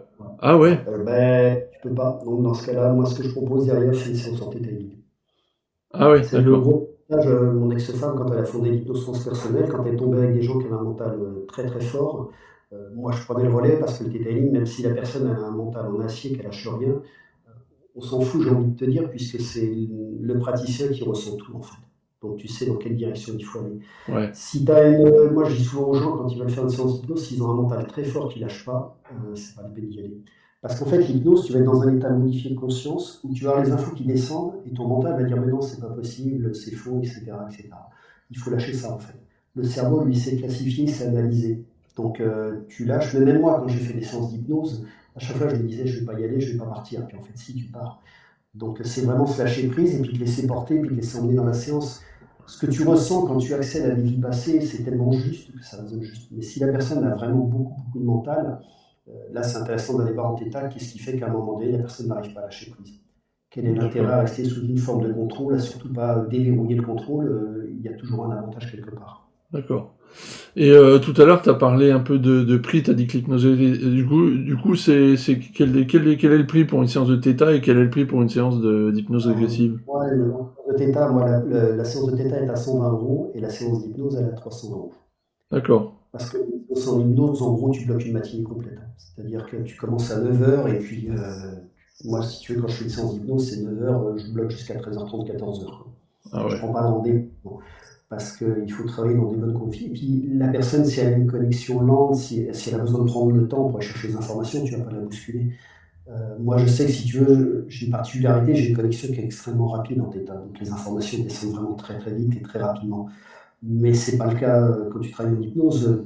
Tu dois laisser la personne cheminer à son rythme, tu dois l'accompagner, tu dois la laisser ressentir, découvrir les choses. Quand il y a un soin, pour certaines personnes, ça va prendre peut-être 2-3 minutes, donc tu dois respecter ce rythme en fait. Et tu nous as dit tout à l'heure que... Ah, j'ai oublié ma question. Ah non! Faut que tu fasses quelque chose pour moi, tiens, j'ai oublié ma question, elle était pourtant intéressante. Ah, ça m'est pas arrivé encore, ça, tu vois, bah c'est une première, il faut que ça arrive. Oui, ça y est. Là, je suis, et en plus je vais dire ce que je pense, je suis relativement convaincu par ce que tu fais. Mais, je sais pas vraiment, mis à part le fait que je me ronge les ongles, je sais pas vraiment pourquoi j'irai te voir. Est-ce que je peux aller te voir en te disant, bah, de toute façon, il va canaliser, il va aller voir où il faut et il va faire ce qu'il faut pour finalement, je savais pas pourquoi j'allais le voir, mais à la fin du truc, ça y est, j'ai compris, ça m'a apporté ça et vraiment ça a fait quelque chose d'intéressant. Alors ça m'arrive parfois, tu as des gens qui vont offrir une séance ou qui vont venir pour un travail spécifique, C'est ça. qui peut être très court d'ailleurs. Moi en connexion, ça me dire ok, on peut travailler 3, 4, 5, 6 points, où la personne va me poser, je dis toujours aux gens, vous me posez tout en vrac et puis moi je vais faire le tri. Et puis elle va aborder un point, 2 points, 3 points. Et en connexion, ça me dit ok, il y a encore un point à travailler. Donc je vais lui dire, vous êtes sûr, est-ce qu'il n'y aurait pas quelque chose? La personne te dit non, et puis à un moment, elle dit, ah oui, si, en fait, il y aurait ce point-là à travailler. Ça m'est arrivé d'une personne qui avait pris un rendez-vous sur une séance, et en fait, elle pensait que c'était de la médiumnité. Moi, je ne fais pas de lecture du futur, hein, parce que la lecture du futur, si tu veux, quand tu as certains médiums qui vont déterminer ton avenir, ils t'enferment quelque part. Ils te disent, je sais pas, moi j'ai vu une personne, par exemple, on lui avait dit, tu feras ta vie avec un homme marié pendant 10 ans focalisée homme marié. C'est-à-dire qu'elle a fermé toute Ah ouverture ouais. sur d'autres hommes. Elle était enfermée sur cette croyance limitante et elle a passé 10 ans de sa vie à regarder que les hommes mariés parce que pour elle, c'était une Ouais, certitude. ouais, Donc, ouais. lecture du futur, je ne fais pas. Et donc, cette personne me dit, elle me dit, non, je vais citer un autre exemple encore mieux. J'ai une amie médium qui m'envoie une personne, et là, la personne, en fait, elle ne savait pas ce que je faisais. Donc, je lui dis, mais vous savez ce que je fais? Elle me fait, oui, c'est de la médiumnité. Je fais, pas du tout. Donc, voilà, on fait du detailing et je lui explique ce que c'est. Et si tu veux, quand les personnes prennent un rendez-vous, en règle générale, il y a toujours un axe de travail qui se dégage. Il y a toujours quelque chose D'accord. qui va émerger, en échangeant avec la personne, il y aura toujours quelque chose enfin, il y a toujours un axe de travail, il n'y a jamais de rendez-vous qui est pris par hasard. C'est comme l'agenda, si tu veux, tu as des gens où le rendez-vous va s'annuler parce qu'il va se reporter sur 15 jours et pendant ce laps de 15 jours, il y a quelque chose qui va émerger. Ou parfois, j'ai vu moi me dire, tiens, bah, j'ouvre mon samedi, et puis d'un seul coup, je prends 8 rendez-vous de gens qui avaient des besoins périlleux de prendre des rendez-vous. Donc j'ai tendance à dire que l'agenda, moi c'est un peu l'invisible qui gère mon agenda. Quand j'ai un rendez-vous qui s'annule, je sais qu'il y a une personne qui va m'appeler en urgence ou parce qu'il y a un truc administratif à faire. Voilà. Donc le travail du detailing, c'est aussi un travail de lâcher prise. Tu apprends vraiment à travailler en connexion dans la matière et en connexion avec tes capacités spirituelles, tes capacités médiumniques. Et ça demande beaucoup de régularité, de se dire, ok, à un moment donné, si tu veux, la connexion, elle est tellement précise que ton mental, il va contester, il va vouloir revérifier les choses, et puis tu dis, ok, je lâche l'affaire, alors, ça n'empêche pas de vérifier de temps en temps, mais tu apprends vraiment à travailler ce lâcher prise pour faire confiance à ce qui vient en information, puis c'est le fait du travail est tellement précis, tellement juste, qu'à un moment, tu ne te poses plus de questions, tu le fais. D'accord. Et quand tu dis que tu ne donnes pas l'avenir, c'est parce que tu ne le vois pas ou parce que tu ne veux pas le donner? Non, je veux pas enfermer les gens dans quelque chose. D'accord, donc tu le vois, mais t'as pas envie L'avenir, de... tu vois, si tu fais je vais faire une lecture. Je vais lire l'avenir, par exemple, pour une personne en début de séance. Je vais avoir une certaine vision. Moi, ça travaille en probabilité, c'est-à-dire, ok, c'est plus ou moins ouvert, etc., etc. On va travailler, on va libérer les croyances. La fin de la séance, l'avenir n'est plus du tout le même. Parce que la personne, t'a libéré des choses, t'as optimisé des Ah choses, oui. t'as travaillé sur de la manipulation. Entre le début de séance et l'après-séance, c'est pas du tout la même chose. Si quelqu'un te fait, quand je travaille avec des amis médiums qui me font une lecture du futur et qui me prédisent certaines choses dans l'avenir, je ne suis pas dans le marre. Pour autant, ça me donne un axe de travail, ça me permet d'anticiper les choses. C'est en ça que c'est intéressant. Tu fais un travail avec une personne, par exemple, qui a une problématique de job. Elle te dit, j'ai 2 boulots qui se présentent, quel serait le mieux? Donc tu vas travailler sur toutes les croyances. Là, je vais m'amuser à faire une lecture du futur. Et peut-être que le boulot A, il y a un taux d'ouverture qui est plus important que le B. Donc là, tu peux lui dire, a priori, le premier travail est beaucoup plus ouvert, beaucoup plus conforme à ce dont vous avez besoin. Mais par contre, moi, je préfère travailler en probabilité parce que je ne veux pas enfermer les gens. Si tu dis à la personne, ouais, c'est ce boulot-là qui est juste, il peut se passer des choses en tout temps et puis la personne, elle ne va pas changer son fil de direction. Si toi, tu lui as dit, parole d'évangile, on ne touche à rien. Alors qu'en fait, il faut rester dans cette certitude que l'avenir, tu peux le changer, tu peux le modifier, tu peux réajuster au fur et à mesure. Et si tu fais une lecture du futur trop enfermante, tu enfermes la personne dans quelque chose et je trouve que c'est dommage. J'ai eu effectivement dans mon entourage des gens à qui on a dit des choses et pendant des années, tu vas rencontrer quelqu'un qui a les yeux bleus, donc si la personne n'avait pas les yeux bleus, allez hop, terminé. Et là moi, c'est ce que j'appelle enfermer les gens dans des cases. C'est trop dommage en fait. Je trouve qu'en plus, en detailing, tu apprends vraiment à modifier les choses. Tu apprends dans cette espèce de connexion à libérer les croyances limitantes, tu t'aperçois que tu peux de plus en plus diriger ta vie. Donc, moi, je sais qu'on peut se déplacer, en fait, on peut modifier les choses. Ton timing divin, il est là. C'est-à-dire que si tu dois vivre certaines choses, tu vas les vivre. Ça, il n'y a pas de... Enfin, si tu dois vivre un deuil, si tu dois vivre une séparation, tu la vivras. Tu vas apprendre à travailler plus rapidement. Par contre, tu peux apprendre à manifester pour attirer des choses positives. En fait, tu vas traverser ça plus rapidement. Quand j'étais avec ma compagne, quand elle m'a fait ma lecture astrologique, elle m'a donné tous les axes de travail parce que la façon dont elle travaille, en fait, c'est une astrologie qui va te donner tes parts d'ombre, tes parts de lumière, ce sur quoi tu dois aller. Je me suis aperçu qu'en fait, avec le tétanique, tu te déplaces par rapport à ça. Tu n'es pas enfermé, tu as des lignes directrices, mais tu apprends à te déplacer, tu apprends à bouger les curseurs. Donc ça, c'est vraiment une mobilité qui est vraiment importante, en fait. D'accord. Alors moi, j'ai posé beaucoup de questions. Je vais peut-être maintenant laisser un peu la parole à nos amis qui sont là, connectés. Qui voudrait profiter de la présence de Thierry parmi nous pour poser des questions? Enfin, une ou des questions. C'est le bon moment. N'hésitez pas. Ou alors il a été tellement clair que... Moi, je veux bien, en fait. Salut Christelle, vas-y. Salut.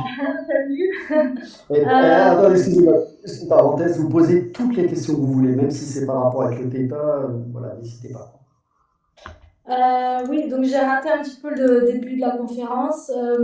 Après, du coup, moi, je suis thérapeute aussi, mais c'est vrai que vous parlez tellement bien que j'ai cru que j'ai besoin de votre technique, en fait.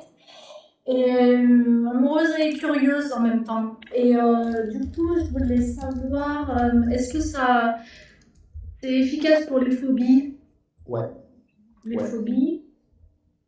Et pour une séance, on peut traiter donc différents points, en fait. C'est ça, différents problématiques. Très bonne question, Christelle. Ouais, c'est une très bonne question. La phobie. Problématique pas, quoi. Comment? Ça dépend si c'est des grosses problématiques, pas peut-être. Ouais, c'est ce que j'expliquais tout à l'heure. Par exemple, cet homme qui a vécu avec la peur au ventre, lui, sur une séance, c'était suffisant. Par contre, il avait le traumatisme qui était positionné simplement sur une vie passée. Et puis, il avait cette capacité de résilience. Moi, ce que je propose aux gens, souvent, c'est de me donner tout en vrac. Je leur dis, parce que il y a des détailleurs qui vont travailler une problématique sur une séance. Et puis moi, je me suis aperçu avec l'expérience que parfois 2 ou 3 problématiques sont toutes reliées les unes aux autres. C'est des espèces de fils qui font qu'à un moment donné, ce qu'on pourrait penser être 3 ou 4 problématiques différentes, finalement, sont rattachées à une seule problématique. Donc, en connexion, je leur propose de me donner tout ce... Et puis je leur dis, ok, ça on pourra le travailler, ça fera peut-être refaire une séance. Ou en connexion, ça va m'indiquer que c'est libéré à 30 ou 40%, et dans ce cas-là, je dis aux gens, écoutez, ce serait judicieux de reprendre un rendez-vous, mais c'est vous qui voyez. Ça, je le propose parce que je me suis fait rappeler alors par une cliente qui m'a dit, mais Thierry, tu aurais dû me dire qu'il fallait plusieurs... Elle est sortie du rendez-vous, elle était super bien, et elle me dit, tu aurais dû me dire qu'il fallait d'autres séances. Donc là, voilà, je le partage avec les gens, et je leur dis, voilà, ça peut être judicieux de refaire une séance si vous en sentez le besoin. Mais clairement, on peut travailler 1 ou 3 ou 4 problématiques, ça dépend de la problématique, en fait.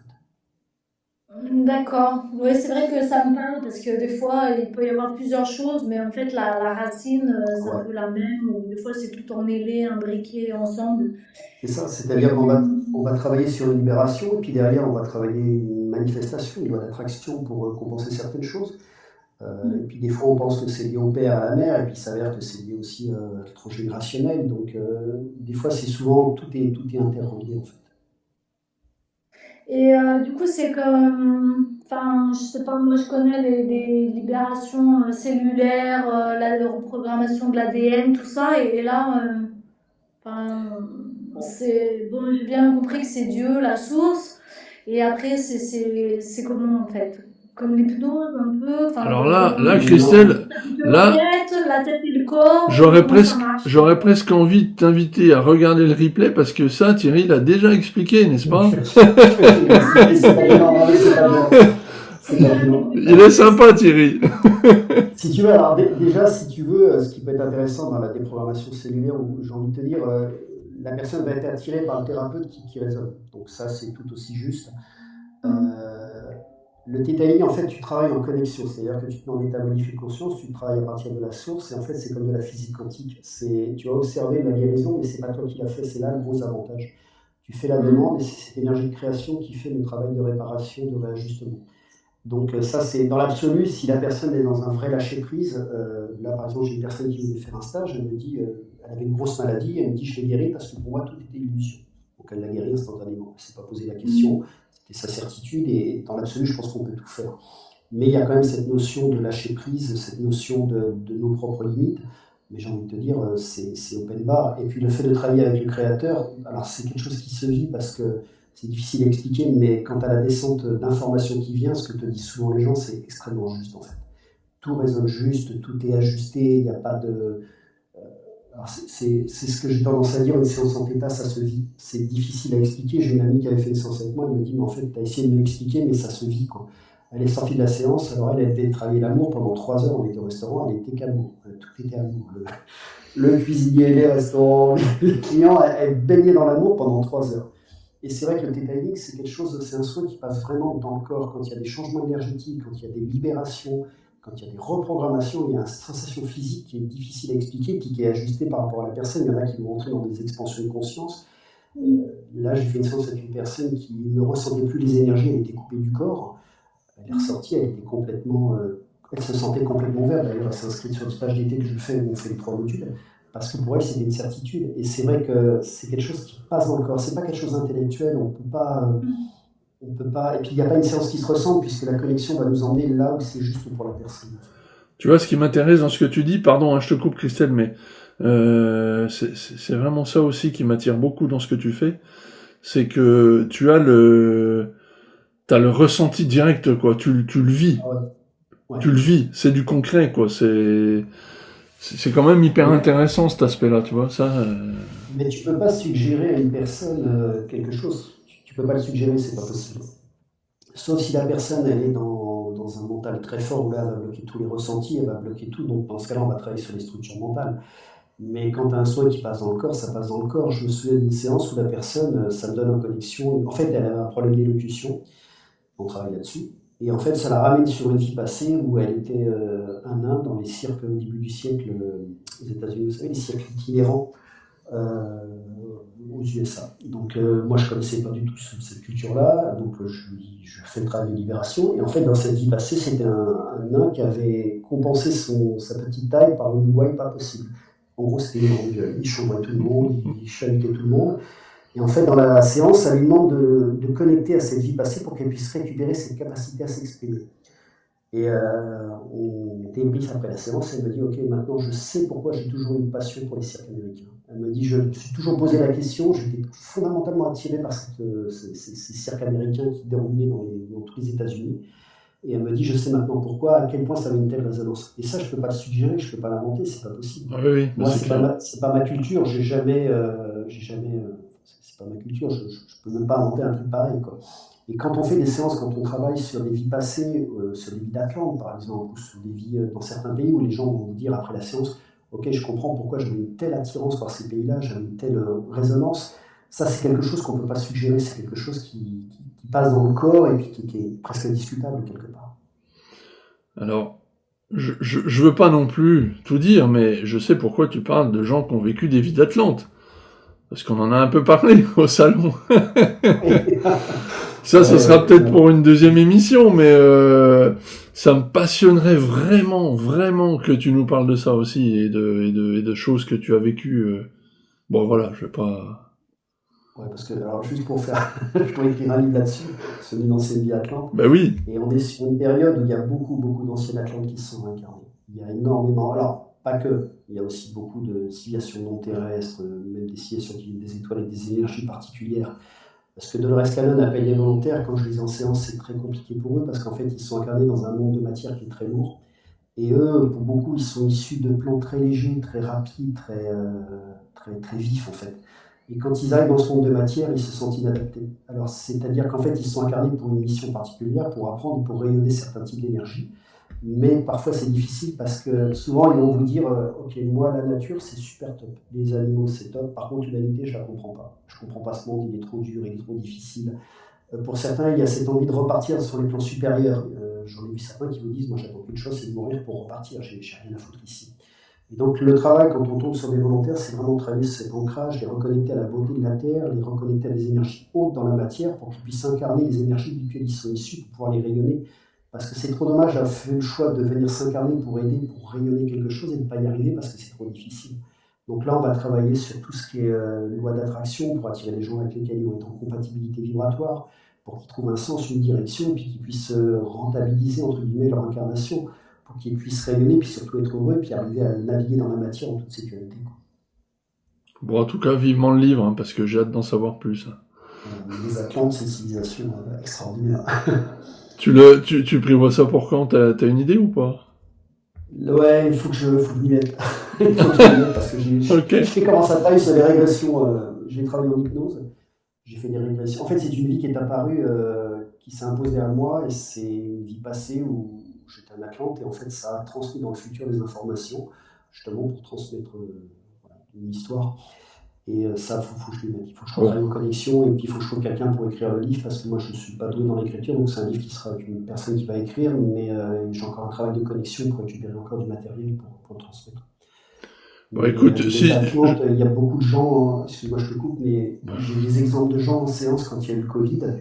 Ça a été la panique parce que pour certaines personnes, ils étaient rattachés à des mémoires collectives d'épidémies, c'est pour ça qu'ils vivaient les supermarchés. Voilà. Beaucoup, certains d'Atlante, je me souviens d'une personne qui était en panique complète parce qu'elle avait vécu la destruction de l'Atlantide, et pour elle, ça avait réactivé cette mémoire, et il a fallu travailler sur une libération pour qu'elle puisse être plus sereine par rapport à ça. Ah, c'est excellent cette explication. Ça a réactivé, mais entre les maladies, les mémoires de guerre, les mémoires de siège, les destructions de civilisations, ça a réactivé pour certains des choses difficiles. C'est pour ça que pour certaines personnes, le Covid a été extrêmement difficile. C'est pas le Covid en lui-même, le fait d'être isolé à la maison, c'est que ça a réactivé plein de mémoires collectives. Et j'ai eu beaucoup de séances où on a libéré beaucoup de choses par rapport à ça, parce que les gens, ça a réactivé des choses, ils ne savaient pas pourquoi, ils voulaient rester à la maison, ils avaient peur de sortir, ils avaient peur de revivre des choses difficiles, et c'était lié à des mémoires collectives, ou des vies passées en fait. Ah, ça apporte une autre vision des choses, c'est hyper intéressant ça. Ouais. Bah, en tout cas, moi, j'ai pas dû vivre grand-chose de traumatisant, parce que moi, le Covid... Ouais. Ça m'a pas spécialement... C'est pareil, selon les pays, tu as des mémoires collectives qui s'y rattachent. Quand tu travailles avec des gens, tous ces Algériens, Marocains, ils ont des ressentis de fou. C'est incroyable. Ils ont une connexion au corps qui est complètement fantastique. Et puis à côté de ça, ils ont des mémoires de sorcellerie, d'envoûtement, de démons sur lesquels il faut travailler. Quand tu travailles avec... chaque pays a des mémoires collectives qui leur sont propres, et quand on travaille, parce qu'on parle souvent du travail karmique, on va travailler sur les vies passées, mais on a aussi nos mémoires collectives qui sont rattachées à chaque pays. Chaque pays a une culture, une vibration particulière. Si on va au Japon, on ressent tout de suite une espèce d'énergie particulière, de mémoire collective qui leur sont propres. Les pays du Maghreb, c'est pareil. Les pays d'Afrique, c'est encore autre chose. Il y a des mémoires de clan, il y a des mémoires de soutien. Donc c'est intéressant aussi dans le travail en detailing, c'est que parfois on va travailler sur des mémoires liées à des vies passées, mais on va aussi travailler sur des mémoires collectives. Ça, c'est très intéressant. Bah écoute, en tout cas, si tu écris aussi bien que tu parles, je pense que tu as quand même de quoi écrire. Hein. Est-ce que Christelle ou d'autres personnes ont des questions? N'hésitez pas. Hein. Ben, ouais, en fait, moi, je trouvais ça super intéressant. Et ouais, effectivement, pour le Covid, réactiver les mémoires collectives, ouais, j'avais pas pensé à ça du tout. Et du coup, il y a des stages d'organiser aussi, c'est ça, en Ouais. TED. Ouais, je fais des stages. Alors, je fais des stages en ligne. Pour bien pratiquer le theta en ligne, il y a trois modules en fait. Il y a le module 1, on va apprendre à rentrer dans cet état θ, ce fameux état θ, on va apprendre à se connecter avec la source. Et à partir de cet état θ, on va commencer à travailler pour faire des lectures intuitives, pour vérifier des choses chez la personne au niveau énergétique, au niveau physique. On va apprendre à nettoyer sur tout ce qui est parasite, on va apprendre à travailler sur les croyances limitantes. Enfin, on va rentrer en contact avec un ange gardien aussi. Donc, on va apprendre à travailler sur différentes choses. Le niveau 2, il y a beaucoup de téléchargements ce premier jour. On télécharge énormément de sentiments, de savoir ce que c'est que d'être aimé, que d'être dans l'abondance. Donc, le téléchargement le premier jour, il dure quasiment 1 heure. C'est moi qui fais le téléchargement et je le fais toujours avant midi parce que les gens prennent un shoot. Ils sont en expansion de conscience et il faut au moins 1 heure ou 2 pour réatterrir. Et sur le niveau 2, on va rentrer plus en profondeur dans tout ce qui est plan d'existence pour bien comprendre comment ça fonctionne. On va apprendre à reprogrammer des objets, à nettoyer, à communiquer avec des plantes, à nettoyer des animaux. Enfin voilà, il y a tout un travail qui est fait. Et le niveau 3, en fait, là, c'est un stage qui est sur 2 jours où là, on va vraiment apprendre à aller chercher tout ce qui est croyances limitantes. Parce que si on fait un travail de libération, si on n'a pas été à la croyance de base, la première croyance qui s'est positionnée, en fait, on travaille à vide. Donc on va avoir ce questionnement, cet apprentissage pour aller chercher tout ce qui est croyances limitantes au niveau de la maladie, au niveau de l'abondance, enfin, sur une multitude de choses. Donc les 3 stages, les 2 premiers stages se déroulent sur 3 jours et le troisième stage se fait sur 2 jours. Chaque stage est à 400 €. Ça, c'est le prix qui est fixé par Viena, comme ça évite toute concurrence entre les formateurs. Et moi, personnellement, donc, je fais des stages en ligne. Là, j'en ai un qui va se faire ce week-end. Donc, je fais souvent le niveau 1, après, je fais le niveau 2 sur le mois suivant et le niveau 3 sur le mois d'après. Pourquoi? Parce que les gens, c'est vraiment une opportunité incroyable pour travailler sur soi. Alors, il y a des gens qui font les stages parce que ça va être une occasion de travailler sur eux, d'avoir une autonomie dans les soins, de ne plus être forcément dépendant d'un thérapeute. Pour d'autres, ça va être le fait d'être praticien. Quand j'ai fait les modules d'instructeur, il y a des gens qui le faisaient juste pour eux, pour travailler en autonomie. Et puis, ce qui se passe dans les stages, c'est qu'on est praticien et client. C'est-à-dire qu'à un moment donné, on va poser plein de choses sur la table, on va recevoir plein de choses, il y a des liens qui se tissent. Quand je fais le tour de table, souvent les gens vont dire j'ai l'impression de retrouver une famille d'âmes, on parle la même langue.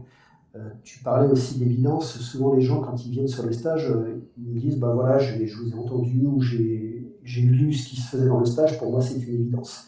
Ça m'a appelé, là j'ai une personne à Lyon par exemple qui me disait qu'elle devait partir, elle repartait sur Annecy, elle ne devait pas être sur le salon de Lyon. Et puis au moment de repartir, à 13h30, on a commencé à échanger, et puis ça l'a complètement attiré. Et puis elle touche, elle touche le montant du stage sur une rentrée d'argent qui n'était pas prévue. Et elle me dit pour moi c'est une évidence, je peux aller faire le stage. Donc sur ces formations, voilà. Et puis après je fais une formation sur Aix-en-Provence où là, moi, quand j'ai fait les formations, je trouvais que d'attendre 1 mois pour chaque module, c'était frustrant. Comme j'ai un côté assez rapide, je me suis dit on va tester un truc, on fait les 3 modules en simultané. Donc on fait 3 jours de formation, une journée de repos, 3 jours et 7 jours de formation. Et puis ma compagne me dit ça va être trop dur, et en fait les gens à la fin du stage me disent mais en fait c'est trop court, ça passe trop vite. Et là on est en immersion et puis on est en présentiel. Et puis la différence qu'il y a sur les stages en présentiel ou en ligne, pour avoir posé la question, ouais, la grosse différence, c'est les étudiants me disent bah, c'est le café du matin avec les croissants, c'est le fait de manger ensemble, et puis c'est le fait de pouvoir se faire des câlins. Après sur la partie Eh oui, travail, eh oui. il n'y a pas de. C'est exactement la même chose. Et puis, c'est souvent l'occasion aussi, sur des stages comme ça, de travailler pour apprendre, mais aussi pour libérer plein de choses. Parce qu'en fait, comme on fait énormément d'exercices, il y a beaucoup, beaucoup, beaucoup de pratiques. C'est pas que de la théorie, c'est-à-dire que la théorie, en fait, on la met en application tout de suite. J'ai envie de dire qu'il y a presque 70% de pratique. L'idée, c'est qu'à la fin du stage, on sache exactement ce que c'est que de travailler en connexion, puis de pouvoir utiliser ça très rapidement et de le ressentir dans le corps, de ressentir ce que c'est que de recevoir une information, ce que c'est que de faire une libération, d'observer une libération. Donc c'est c'est vraiment quelque chose qui se vit et qui est important, quoi. Et souvent dans les stages, ouais, il y a ce sentiment ouais, de bien-être, puis de libération aussi. Et puis après, comme toutes les disciplines, il faut travailler derrière. Donc moi, sur chaque stage, je crée des groupes WhatsApp pour que les gens puissent échanger, partager. Alors moi, je sors des groupes parce que j'ai rien à y faire en tant que formateur. Par contre, à chaque formation, je crée des groupes pour que les gens, après le stage, puissent continuer à travailler ensemble, puissent échanger, partager. Parce que comme toute discipline, si on ne pratique pas, ça reste à l'état latent et c'est dommage. Ah bah oui. Ça t'est arrivé de recevoir des gens en formation et bah ils arrivent pas à s'éveiller, ils arrivent pas à se connecter, ils arrivent pas à... Ouais, ça m'est arrivé, mais j'ai envie de te dire, si la personne a vraiment envie, tu vois, j'avais un monsieur, on fait le stage, et en fait, durant le stage, en fait, on voit que ça de sa tête. On a rien vu d'autre pendant 3 jours. Et le gars a un mental en acier, il est vraiment en béton armé, quoi. Et à un moment donné, on échange ensemble, et puis il me dit, je vais refaire le deuxième niveau. Et je fais, t'es sûr? Parce qu'il me fait, ouais, il me dit, je sais qu'intuitivement, ça va apporter des choses. Donc, si tu veux, la clé d'entrée, c'est un peu comme un enfant quand il joue à un jeu vidéo. Il ne se pose pas la question de savoir s'il peut ou pas franchir le palier. Il sait qu'il y a un chemin d'accès, il va chercher, il va tourner, il va virer jusqu'à ce qu'il trouve le chemin d'accès. J'ai tendance à dire que la formation Theta, c'est la même chose, on est tous intuitifs. L'idée, c'est d'aller chercher le chemin qui va nous permettre de déployer ça. Puis au début, ça va être peut-être de la visualisation, du ressenti, peut-être de la clairaudience. Et puis à un moment donné, on s'aperçoit que moi, par exemple, c'était la clairaudience qui était vraiment développée chez moi. Et puis sans m'en rendre compte, à force de travailler, je me suis aperçu que j'avais la vision qui était tout aussi juste. Et puis je me suis aperçu qu'il y avait aussi l'aspect ressenti. Quand je travaille sur des vies passées, je ressens exactement ce que la personne ressent. Il y a la capacité aussi à se déplacer. Enfin voilà, plus on travaille, plus ça monte en expansion et plus ça se... L'idée, c'est de travailler de façon régulière. Et puis le seul blocage, c'est de croire qu'il n'y a rien de l'autre côté. Si on fait un stage comme ça, qu'on ne croit pas au créateur, on ne croit pas au monde invisible, ça va être compliqué. Parce que le subconscient va bloquer le processus, en fait. Bah oui, forcément. Puis moi, en tant que formateur, mon rôle, c'est d'essayer d'aider les gens à s'appuyer sur leurs points forts et puis pouvoir les développer, les mettre en amplitude, en fait. D'accord. Christelle? Oui, bah c'est bon pour moi. Enfin, il y a tes coordonnées, c'est ça, quelque part dans le groupe? Ouais, dans ce cas-là, tu peux aller sur mon site internet, c'est Thierry Lancereau. Et j'ai une chaîne YouTube aussi où j'ai fait d'autres conférences avec Philippe Ferrer, Didier Santiago. J'ai fait quelques méditations aussi, parce que pendant le Covid, j'avais du temps, comme beaucoup de gens. Et j'ai fait 2 méditations. Je me suis dit que ça permettait à des gens qui n'avaient pas forcément les moyens de pouvoir travailler de façon gratuite, en fait. Alors, le seul problème, c'est que là, YouTube met des pubs dans tous les sens. Donc ça, c'est un truc qui m'agace, mais je peux pas faire grand-chose. Mais sinon, il y a des méditations pour libérer les peurs. Il y a une méditation qui est connexion à la source aussi. C'est la méditation qu'on utilise en Theta Healing pour se connecter à la source et faire nos commandes après. Donc à la base, elle était faite pour les Theta Healers.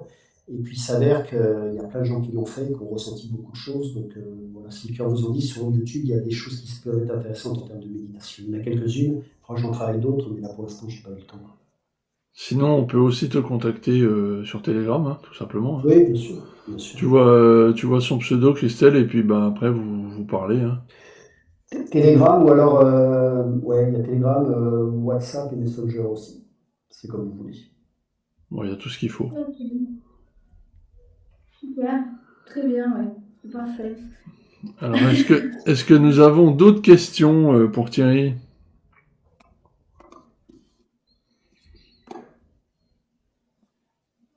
Il n'y a pas d'autres questions? Les gens sont calmes, sont gentils. Bon, ils sont toujours gentils, hein, mais... C'est cool. Ah, Marie-Laure, je sens Marie-Laure arriver. Voilà. Ça, alors, faut savoir un truc, c'est que quand Marie-Laure arrive, on entend d'abord son rire et après sa voix. C'est super. Hein. C'est super. Voilà. On t'entend. On t'écoute. Avec Thierry, on s'est vu, je vous ai vu au salon, donc il sait qui c'est. Oui, c'est vrai. Longtemps, j'ai mis une tête. Hein. Mais moi, je voulais savoir, je pense que en fait, j'ai dû partir, donc peut-être que Christelle a déjà posé la question, on ne sait rien. Mais donc du coup, pour rejoindre, j'ai entendu tu as dit le site, etc. Pour te joindre, pour savoir, pour faire une séance, comment ça se passe, du coup. Ah bah en fait, c'est très simple. En fait, tu fais Thierry Lancereau. J'ai mis le site, je me suis pas embêté. J'ai mis Thierry Lancereau sur le site. Il y a toutes les coordonnées. Tu peux carrément même prendre rendez-vous sur le site si tu veux. Il y a l'agenda où tu peux choisir l'heure de rendez-vous, etc. Et puis après, moi, je recontacte. Donc voilà, c'est super facile en fait. Marie-Laure, oui, je t'avais coupé ton micro parce qu'il y avait beaucoup d'écho. Donc tu peux reparler si tu veux, bien entendu. Alors, je vais essayer de mettre mon casque pour qu'il y ait moins d'écho. Ben voilà. Ah, c'est bien, c'est top. Il nous a laissé partir, donc du coup, je peux mettre mon micro. Ok. Allô? Oui, Oui, on t'entend. Comment ça se passe là? ça se passe bien, ça se passe bien. Microphone. On t'entend, hein? Je sais pas comment le faire. Allô, tu m'entends? Oui? Ouais. Moi, mon casque, il passe pas, j'en sais rien. Bon. Fais comme Je tu sais, peux. moi, je vous laisse tranquille, je résonne de partout, donc c'est pas la peine, c'est pas grave. Moi, ça m'a beaucoup intéressé ce que vous avez dit. C'est vrai que le côté Atlante m'intéressait aussi pas mal, donc j'aurais bien aimé en parler aussi un peu plus. L'Atlantide, en fait, c'est une civilisation qui était extrêmement développée. Ils avaient des capacités de fou. Quand je travaille avec des anciens Atlantes, c'est hallucinant de voir le niveau de technologie qu'ils avaient, mais que ce soit sur la partie plante, communication animale. Ils travaillaient avec les pierres, ils avaient un niveau mais qui était complètement démentiel. Pour autant, ils étaient coupés du cœur, c'est-à-dire qu'en fait, ils étaient tellement connectés, tellement techniques, ils n'avaient jamais ressenti d'échec. Et en fait, c'est ce qui a précipité leur chute parce qu'ils ont travaillé avec des matières sur lesquelles ils n'auraient jamais dû travailler. Et c'est ce qui a détruit l'Atlantide. Mais s'ils avaient été connectés avec le cœur, s'ils avaient su rester ce travail intellectuel, énergétique et cette connexion au cœur, je pense qu'ils seraient encore présents. Mais ils ont une forme d'arrogance et j'irais presque à la limite, c'est leur talent quelque part qui leur a coûté leur civilisation. Et donc quand l'Atlantide s'est détruite, elle a littéralement implosé, j'y étais, je l'ai vu en régression, c'est quelque chose d'assez terrible parce que c'est comme s'il y avait une espèce de truc qui s'était refermé avec des multitudes d'âmes. C'est comme dans ce que moi j'ai en vision quand je suis décédé. C'est comme des espèces d'éclairs de lumière qui partaient un peu dans tous les sens. Imaginez une civilisation complète qui se détruit. Et pour autant, il y a quand même quelques petites choses qui ont été sauvées, quelques choses qui ont été gardées. C'est ce qui a fait les pyramides, les différentes pyramides, c'est d'anciennes Atlantes qu'on transmet, puis c'était des connexions avec des peuples non terrestres, donc c'était comme des antennes. L'aspect pyramide, c'était pas simplement un aspect massif, c'était pour camoufler des choses, mais en gros, c'était des antennes qui permettaient de communiquer avec des civilisations extraterrestres. Voilà, mais c'était quelque chose qui était assez. Moi, quand je travaille avec des anciennes Atlantes, je suis toujours surpris de voir le niveau d'excellence qu'ils avaient, c'était quelque chose d'assez fantastique. Ouais. Et on fait un peu une résonance sur le fait qu'ils étaient coupés du cœur et que ça, avec ce qu'on vit un peu aujourd'hui, mais enfin bon, voilà. Ouais, non, mais complètement, complètement. Et moi, ce que j'ai vécu, sans voilà, trop déployer les choses, mais le mois passé, en fait, il y a eu. La première fois que j'ai été en contact avec cette vie passée, c'était une transmission vers le futur.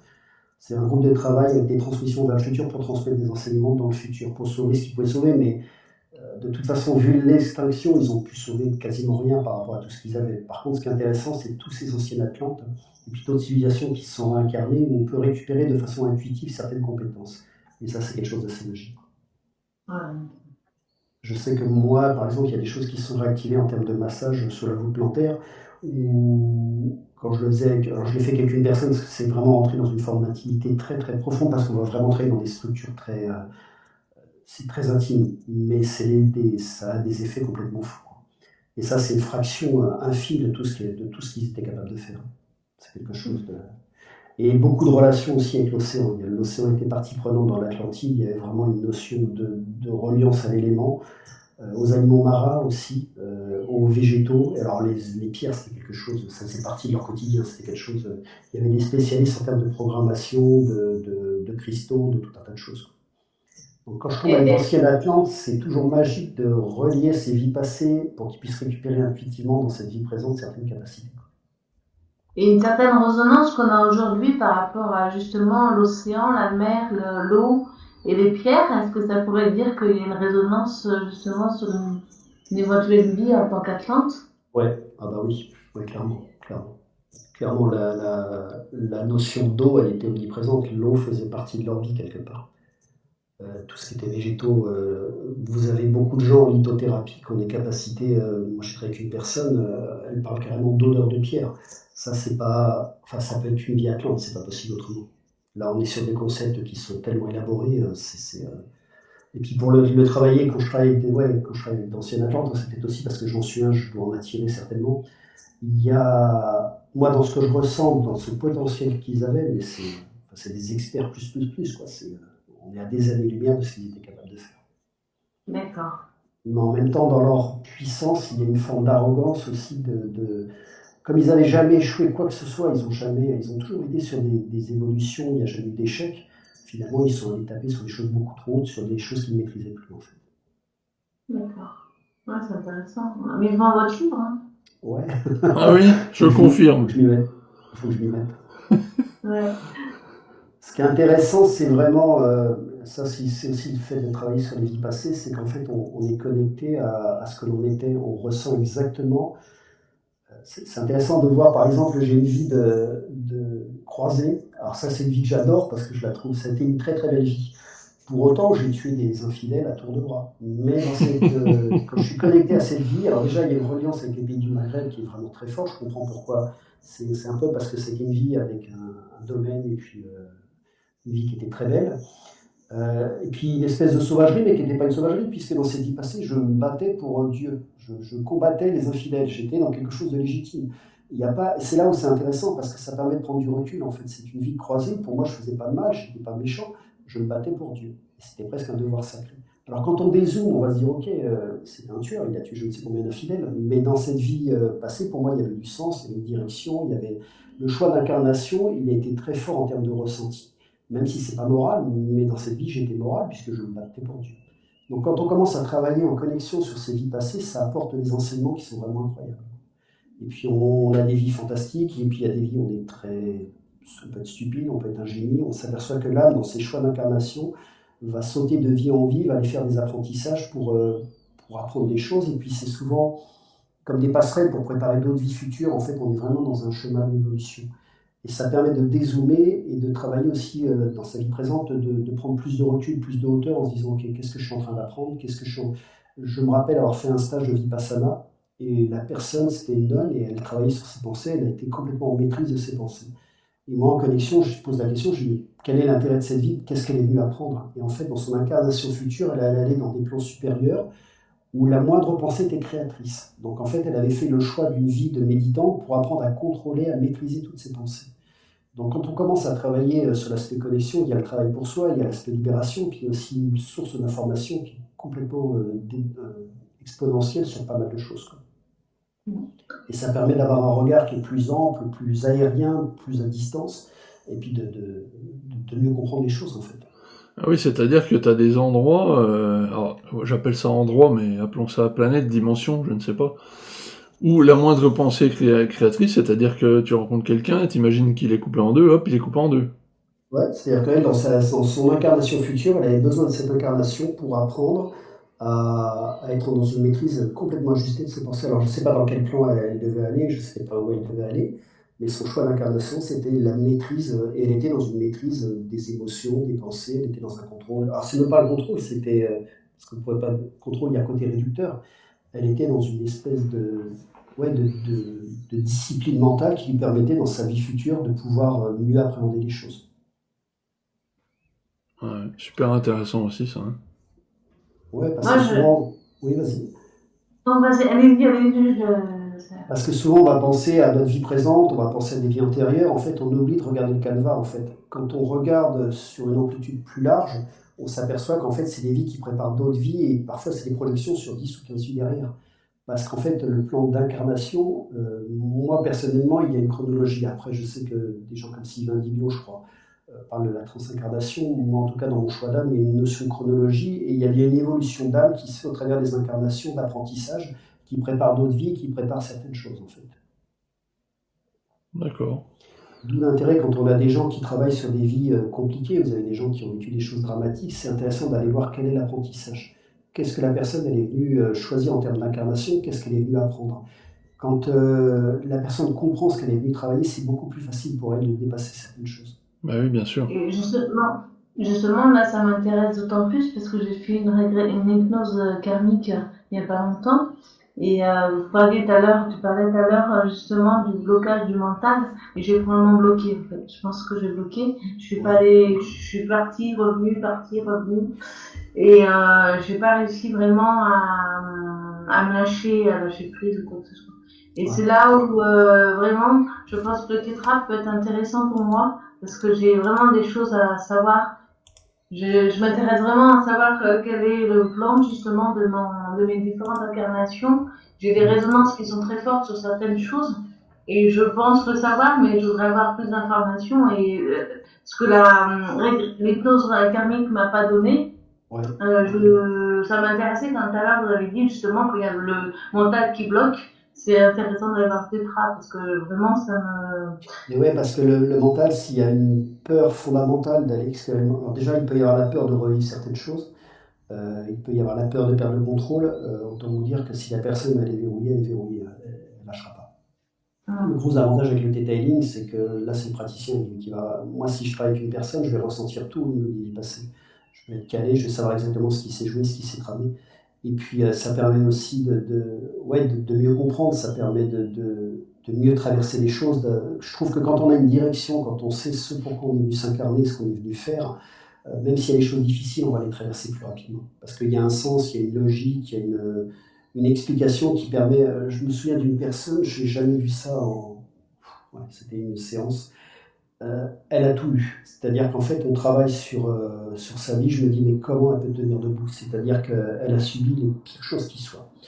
Et puis sur différents niveaux, sur différentes années, je me dis, mais c'est hallucinant qu'elle tienne encore debout, quoi. Et quand je lui dis, mais quel est l'apprentissage? Qu'est-ce que vous avez appris de tout ça? Elle me répond l'amour inconditionnel. Et là, j'en ai la chair de poule. C'était vraiment viscéral. C'est-à-dire que de toutes ces douleurs qu'elle a pu apprendre, de toutes ces maltraitances, etc., la seule chose qu'elle a retirée, c'est l'amour inconditionnel. Et j'ai trouvé que c'était magnifique. C'est quelque chose, c'est une séance qui est restée parce que j'ai trouvé que au niveau de l'âme, le jour va basculer de l'autre côté, c'est magique, quoi. Elle a rempli son contrat d'âme, elle en est sortie grandie vibratoirement, c'était quelque chose d'assez exceptionnel, quoi. Ouais. Je contacterai beaucoup la suite. Voilà. Mais merci beaucoup. En tout cas. De rien, avec plaisir. Avec plaisir. Est-ce qu'on a d'autres questions? Interventions, suggestions, remarques? Profitez-en, hein, il va pas revenir tous les jours. Hein. J'ai un emploi du temps chargé. Ah oui. C'est à distance? Comment? Tellement à distance? Oui, complètement. J'ai plus de 95% de mes séances qui sont à distance. Je fais très très peu de présentiel en fait. Déjà d'une part avec le Covid. À la base, Yana Stival, la formation, elle interdisait les formations à distance. Et puis avec le Covid, elle s'est aperçue qu'en fait ça marchait tout aussi bien. Mais c'est de la physique quantique, hein, donc à distance, en présentiel, à l'autre bout du monde, c'est exactement la suite. Il n'y a vraiment aucune déperdition. Vous pouvez le faire avec un visuel, sans visuel, par téléphone, par Zoom, par Skype. Il y a vraiment, tout est juste. Il n'y a vraiment pas de. Et pour le paiement, comment ça se passe? Le paiement, soit c'est par chèque, soit c'est par carte bancaire, soit c'est par virement. Je peux faire des étalements de paiement aussi parce que je sais qu'une séance à 120, des fois c'est compliqué pour certaines personnes. Donc ça peut se régler en 2-3 fois, c'est pas un problème, voire même 4 fois, ça m'est arrivé. Les gens mettent le mois d'encaissement et puis la formation c'est pareil, la formation elle peut se régler en plusieurs fois. J'ai un monsieur qui avait fait les 3 modules, il m'a payé en 12 fois. Ça c'est pas un problème. Mais voilà, ça peut se faire par chèque, ça peut se faire par virement, Aujourd'hui, il y a tellement de moyens. D'accord. Merci beaucoup. Voilà. Merci. Ça peut être des séances avec Zoom, avec WhatsApp, Skype, enfin tout. Si vous voulez, moi dans les séances, Comment? Zoom, c'est bien, c'est pratique, je trouve ça, c'est sympa. Ouais, Zoom, c'est très stable. WhatsApp, ça fonctionne très bien aussi. Puis il y a des gens qui ont besoin de visuel, c'est important pour eux. Il y a des personnes que j'ai jamais vues en fait. Ça fait des années qu'on travaille ensemble, mais je connais leur voix, je connais leurs photos via Facebook, mais on travaille à distance, ça fonctionne tout aussi bien. Et puis ça permet aussi de se mettre dans une position confortable. J'ai des gens qui font les séances allongées, d'autres qui les font dans pyjama dans le fauteuil. Il n'y a pas de règle en fait. Il y a des gens qui ont besoin de visuel, on prend un visuel. Il n'y a pas besoin de visuel, on ne prend pas de visuel. La qualité du travail ne sera absolument pas impactée. Puis de toute façon, dans l'aspect libération, Quand on avait fini d'échanger, je demandais à la personne de fermer les yeux pour travailler dans le ressenti, pour qu'elle puisse ressentir ce qui se passe à l'intérieur. Quand les commandes, la déprogrammation, la reprogrammation, la manifestation, les soins énergétiques, que la personne puisse être vraiment dans un ressenti au niveau du corps. D'accord. Et puis en Theta, vous avez un peu deux courants. Vous avez des gens qui vont travailler vraiment sur l'aspect guérison physique et puis d'autres qui vont travailler plutôt sur l'aspect déprogrammation, schéma mentaux, etc. Il y a un peu deux courants dans le Theta. Merci beaucoup. Avec plaisir. Y a-t-il d'autres interventions? N'hésitez pas. Alors moi j'avais une question, Thierry. Tu disais en fait pour faire les formations visiblement il fallait croire au monde invisible. Ouais. Mais ma question c'est par exemple si je voudrais offrir une séance avec toi à quelqu'un en fait, est-ce que la personne si elle est trop cartésienne, est-ce que ça passerait ou pas? Ah, c'est une super question. Merci parce que là, celle-là, je l'avais oubliée. C'est une super question. Alors, ce qui est important, c'est qu'il faut que la personne y croie. Donc, si elle n'y croit pas, ça ne sert à rien. Parfois, il y a une épouse qui va demander à son mari de faire une séance, il va faire la séance pour lui faire plaisir. Donc, autant vous dire que le résultat de la séance est très aléatoire. J'ai eu aussi des gens qui demandaient une séance pour leur fils ou leur fille en disant voilà, ça va lui faire du bien. Moi, je demande toujours à échanger avec la jeune fille ou le jeune homme pour savoir s'il est en adéquation avec le soin. Et je dis toujours aux gens, ne payez pas une séance si la personne n'est pas prête à travailler. Ne mettez pas 120 € sur la table si la personne, elle va dire oui pour vous faire plaisir, parce que le travail sera nul, ça ne sert à rien en fait. Donc sur cette partie-là, il faut vraiment que la personne elle soit engagée et qu'elle soit prête à travailler par rapport à ça. Donc, excusez-moi. Donc il faut que la personne soit prête à travailler. Si elle n'est pas prête à travailler, ça ne sert à rien, ça servira à rien.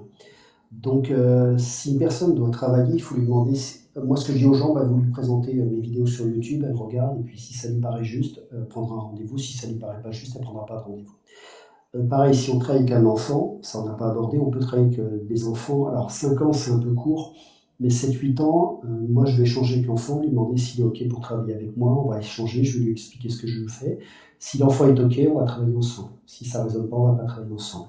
Si je travaille avec un enfant, je suis dans une position d'égalité, c'est-à-dire que c'est pas, il n'y a pas de supériorité, je me mets à son niveau, je vais ajuster le langage, je vais ajuster le soin. Je me souviens d'une séance qui était très belle, où l'enfant, lui, quand on faisait un travail de libération, il le visualisait en couleur en fait. C'est-à-dire qu'il envoyait de l'amour, il voyait une couleur verte. Quand il s'est connecté avec son guide, il a vu une multitude d'arcs-en-ciel. Donc on peut travailler les enfants, mais il faut qu'ils soient OK avec ça. Et puis on peut travailler le cas échéant aussi, mais c'est un peu plus court, sur des gens qui, par exemple, ont un commun à travailler avec le moi supérieur. Mais pour travailler quelqu'un, si la personne est vraiment très cartésienne, si elle n'y croit pas, de toute façon, ça ne marchera pas. D'accord. Oui, c'est un peu tout ce qui est énergétique, c'est un peu comme ça. Enfin, je veux dire, ils arrivent à se couper tout seuls, quoi, en fait, finalement. Ah bah si au niveau de la personne, elle n'y croit pas, elle n'y croit pas. Donc le subconscient, lui, va invalider tout ce qui va être fait. Et puis si la personne, elle prend un rendez-vous, c'est pour ça aussi qu'à une époque, je faisais des séances gratuites, j'en fais plus. Parce que la personne qui avait une séance gratuite ne travaillait pas derrière. Le fait de rémunérer une séance, il y a un engagement thérapeutique. La personne s'engage dans la séance, il y a un échange d'énergie aussi. C'est-à-dire que c'est pas je te donne quelque chose, je suis ton sauveur, et en contrepartie, il y a un niveau d'égalité. C'est que la personne a réglé sa séance, on donne une contrepartie derrière, il y a un niveau d'égalité, et puis ça invite la personne à investir sa séance et à rentrer dans un processus thérapeutique en fait. D'accord. Merci. Il y a d'autres questions? Oui, j'avais une question, moi, en fait. Le travail qu'il y a derrière, en fait, c'est acter les choses dans la matière, en fait, c'est ça? Ouais, si par exemple, j'ai un exemple, j'ai une personne qui travaille pour aider ses dons de guérison. On fait la séance, elle rentre en expansion, et je lui dis voilà, vous prenez tout ce qui se présente. Si vous avez une opportunité de guérison, vous la saisissez, vous pratiquez. Elle me renvoie un message 2 heures après, il y a une jeune fille qui l'avait appelée parce qu'elle avait un problème de douleur. Donc elle fait la séance et elle l'a soignée en un attourdement. C'est-à-dire qu'en fait, si par exemple une personne, elle doit travailler une séance pour rencontrer du monde, il faut qu'elle se mette aussi en mouvement pour les rencontrer du monde. Si elle reste chez elle, ça va être compliqué. Donc c'est important qu'à un moment donné, il y a un engagement. C'est comme quand on travaille en connexion avec les guides, ils vont vous apporter une connexion complètement juste, ils vont vous apporter des éléments de compréhension. Par contre, on a toujours une partie qu'on doit faire qu'on doit faire en fait. C'est un peu comme si l'enfant il est à l'école et on lui donne toutes les antisèches. Ça ne marche pas comme ça. On s'incarne, on doit travailler sur certaines choses. Mais le travail est grandement facilité, mais il y aura toujours une petite partie à faire soi-même. Ça, c'est important. C'est souvent, moi je précise aux gens, parce que les gens pensent que c'est une solution miracle. Ça ne marche pas comme ça. J'avais une personne qui avait pris un rendez-vous. On fait une séance, et là, elle rentre en expansion de conscience, et elle me rappelle, elle me dit, je prends 6 rendez-vous derrière, la méthode est fantastique, j'ai envie de travailler par rapport à ça. On fait le deuxième rendez-vous, et là, ça met en lumière toutes ces problématiques sur lesquelles elle devait travailler, avec une vie passée qui lui apportait toutes les réponses. Et là, elle me rappelle, elle me dit, ouais, mais non, c'est pas cool, parce qu'en fait, j'ai pas eu d'expansion de conscience, c'est pas ça que je voulais travailler. Et donc là, j'ai dit, ok, on va pas travailler ensemble, parce qu'à un moment donné, c'est pas possible. Il y a une partie qui peut être waouh, mais il y a aussi une partie à travailler derrière. Mais en règle générale, le travail derrière, il se présente par synchronicité, c'est très facile derrière. D'accord, ouais, super, oui, oui. Oui, non, mais ça me parle que des fois les gens ils croient un peu trop au miracle et après j'essayais parce que nous en kinésio quantique on travaille sur l'ADN aussi, mais après il y a un temps d'intégration dans le corps et tout ça pour que ce soit définitif en fait. Ouais, et puis il y a des gens qui veulent, ouais, cette solution miracle. Et moi, je suis très clair avec ça. Même si ça peut paraître magique, il y a toujours un travail à faire derrière. Et le thérapeute qui vous dit, je vous solutionne tous les problèmes d'un tour de main, vous n'avez rien à faire, moi, personnellement, j'y crois pas. J'y crois pas. À un moment donné, moi, je vois en connexion, même en AMI, j'ai une très bonne connexion. Et je me souviens qu'une fois en connexion, les guides me conseillent de faire de la communication sur Internet. Puis j'ai dit, ok. Et puis, je le fais pas parce que ça me saoule. Et puis à un moment, je leur dis, ouais, mais j'ai plus d'enseignement. Et puis ils me disent, t'en es où par rapport à ce qu'on a travaillé la dernière fois? Et là, je fais, ok, faut que je communique. Vous voyez, c'est-à-dire qu'à un moment donné, quand on travaille, c'est comme si on avait des petits travaux pratiques derrière la séance qui remettent en lumière ce sur quoi on doit travailler. C'est un peu comme des contrôles, en fait. Mais si on est averti, on va les traverser rapidement et on va pouvoir grandir par palier, quoi. Ouais, super. Très bien. Et du coup, si jamais on veut faire la formation, mais plus en présentiel, est-ce que vous avez des logements Alors, je n'ai pas de logement. Non, je n'ai pas de logement parce que à gérer, c'est trop compliqué. Ouais. Non, mais des listes ou des trucs avec lesquels vous travaillez, où vous savez qu'il y a des prix, où c'est moins cher. Enfin, alors ça, je le travaillerai, mais plus tard. Mais là, c'est vrai que j'ai pas eu le temps. Puis, pour être honnête, j'ai une pièce chez moi où normalement je devais pouvoir recevoir un certain nombre de personnes. Et comme le stage se remplit, je vais devoir louer une salle. Donc ça sera à 10 minutes d'Aix-en-Provence. Mais j'ai pas de logement. Je pense que la meilleure solution, c'est de prendre un Airbnb éventuellement.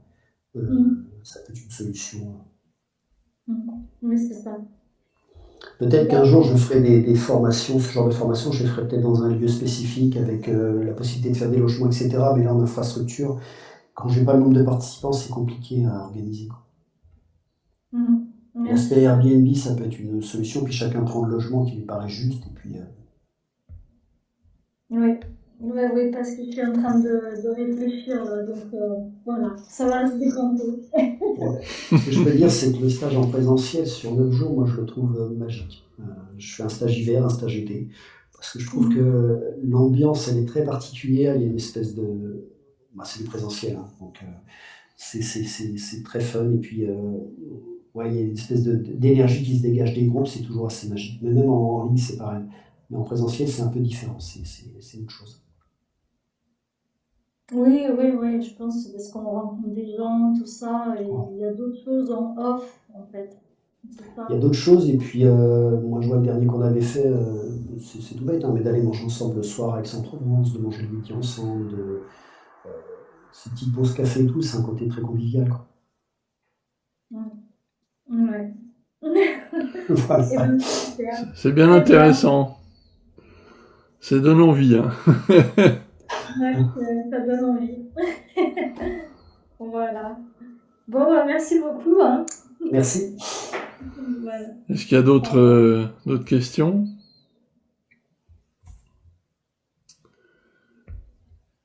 Non, on a fait le tour. Ouais, je pense qu'on a... Enfin, déjà, merci pour les questions, parce que ça permet de rebondir sur... je crois qu'on a couvert pas mal de choses, là. Tout à fait. Bon, de toute façon, on a à peu près utilisé le temps habituel. Donc, je laisse encore quelques secondes pour savoir s'il y a une petite question dernière qui arrive. Non. Ben écoutez, c'est que nous avons été, enfin que Thierry a été exhaustif. Il me reste.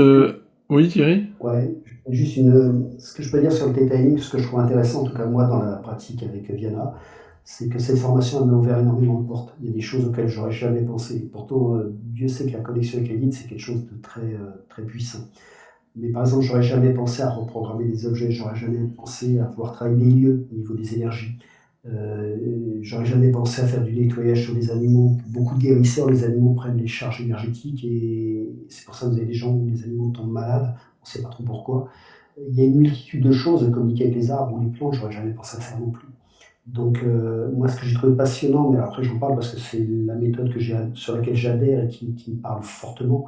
Ce que je trouve fantastique, c'est tous ces outils, cette espèce de fluidité. On peut passer d'un outil à un autre et ça donne quelque chose qui est très vivant en termes de séance, quoi. Donc voilà, ça c'était on va dire le mot de la fin.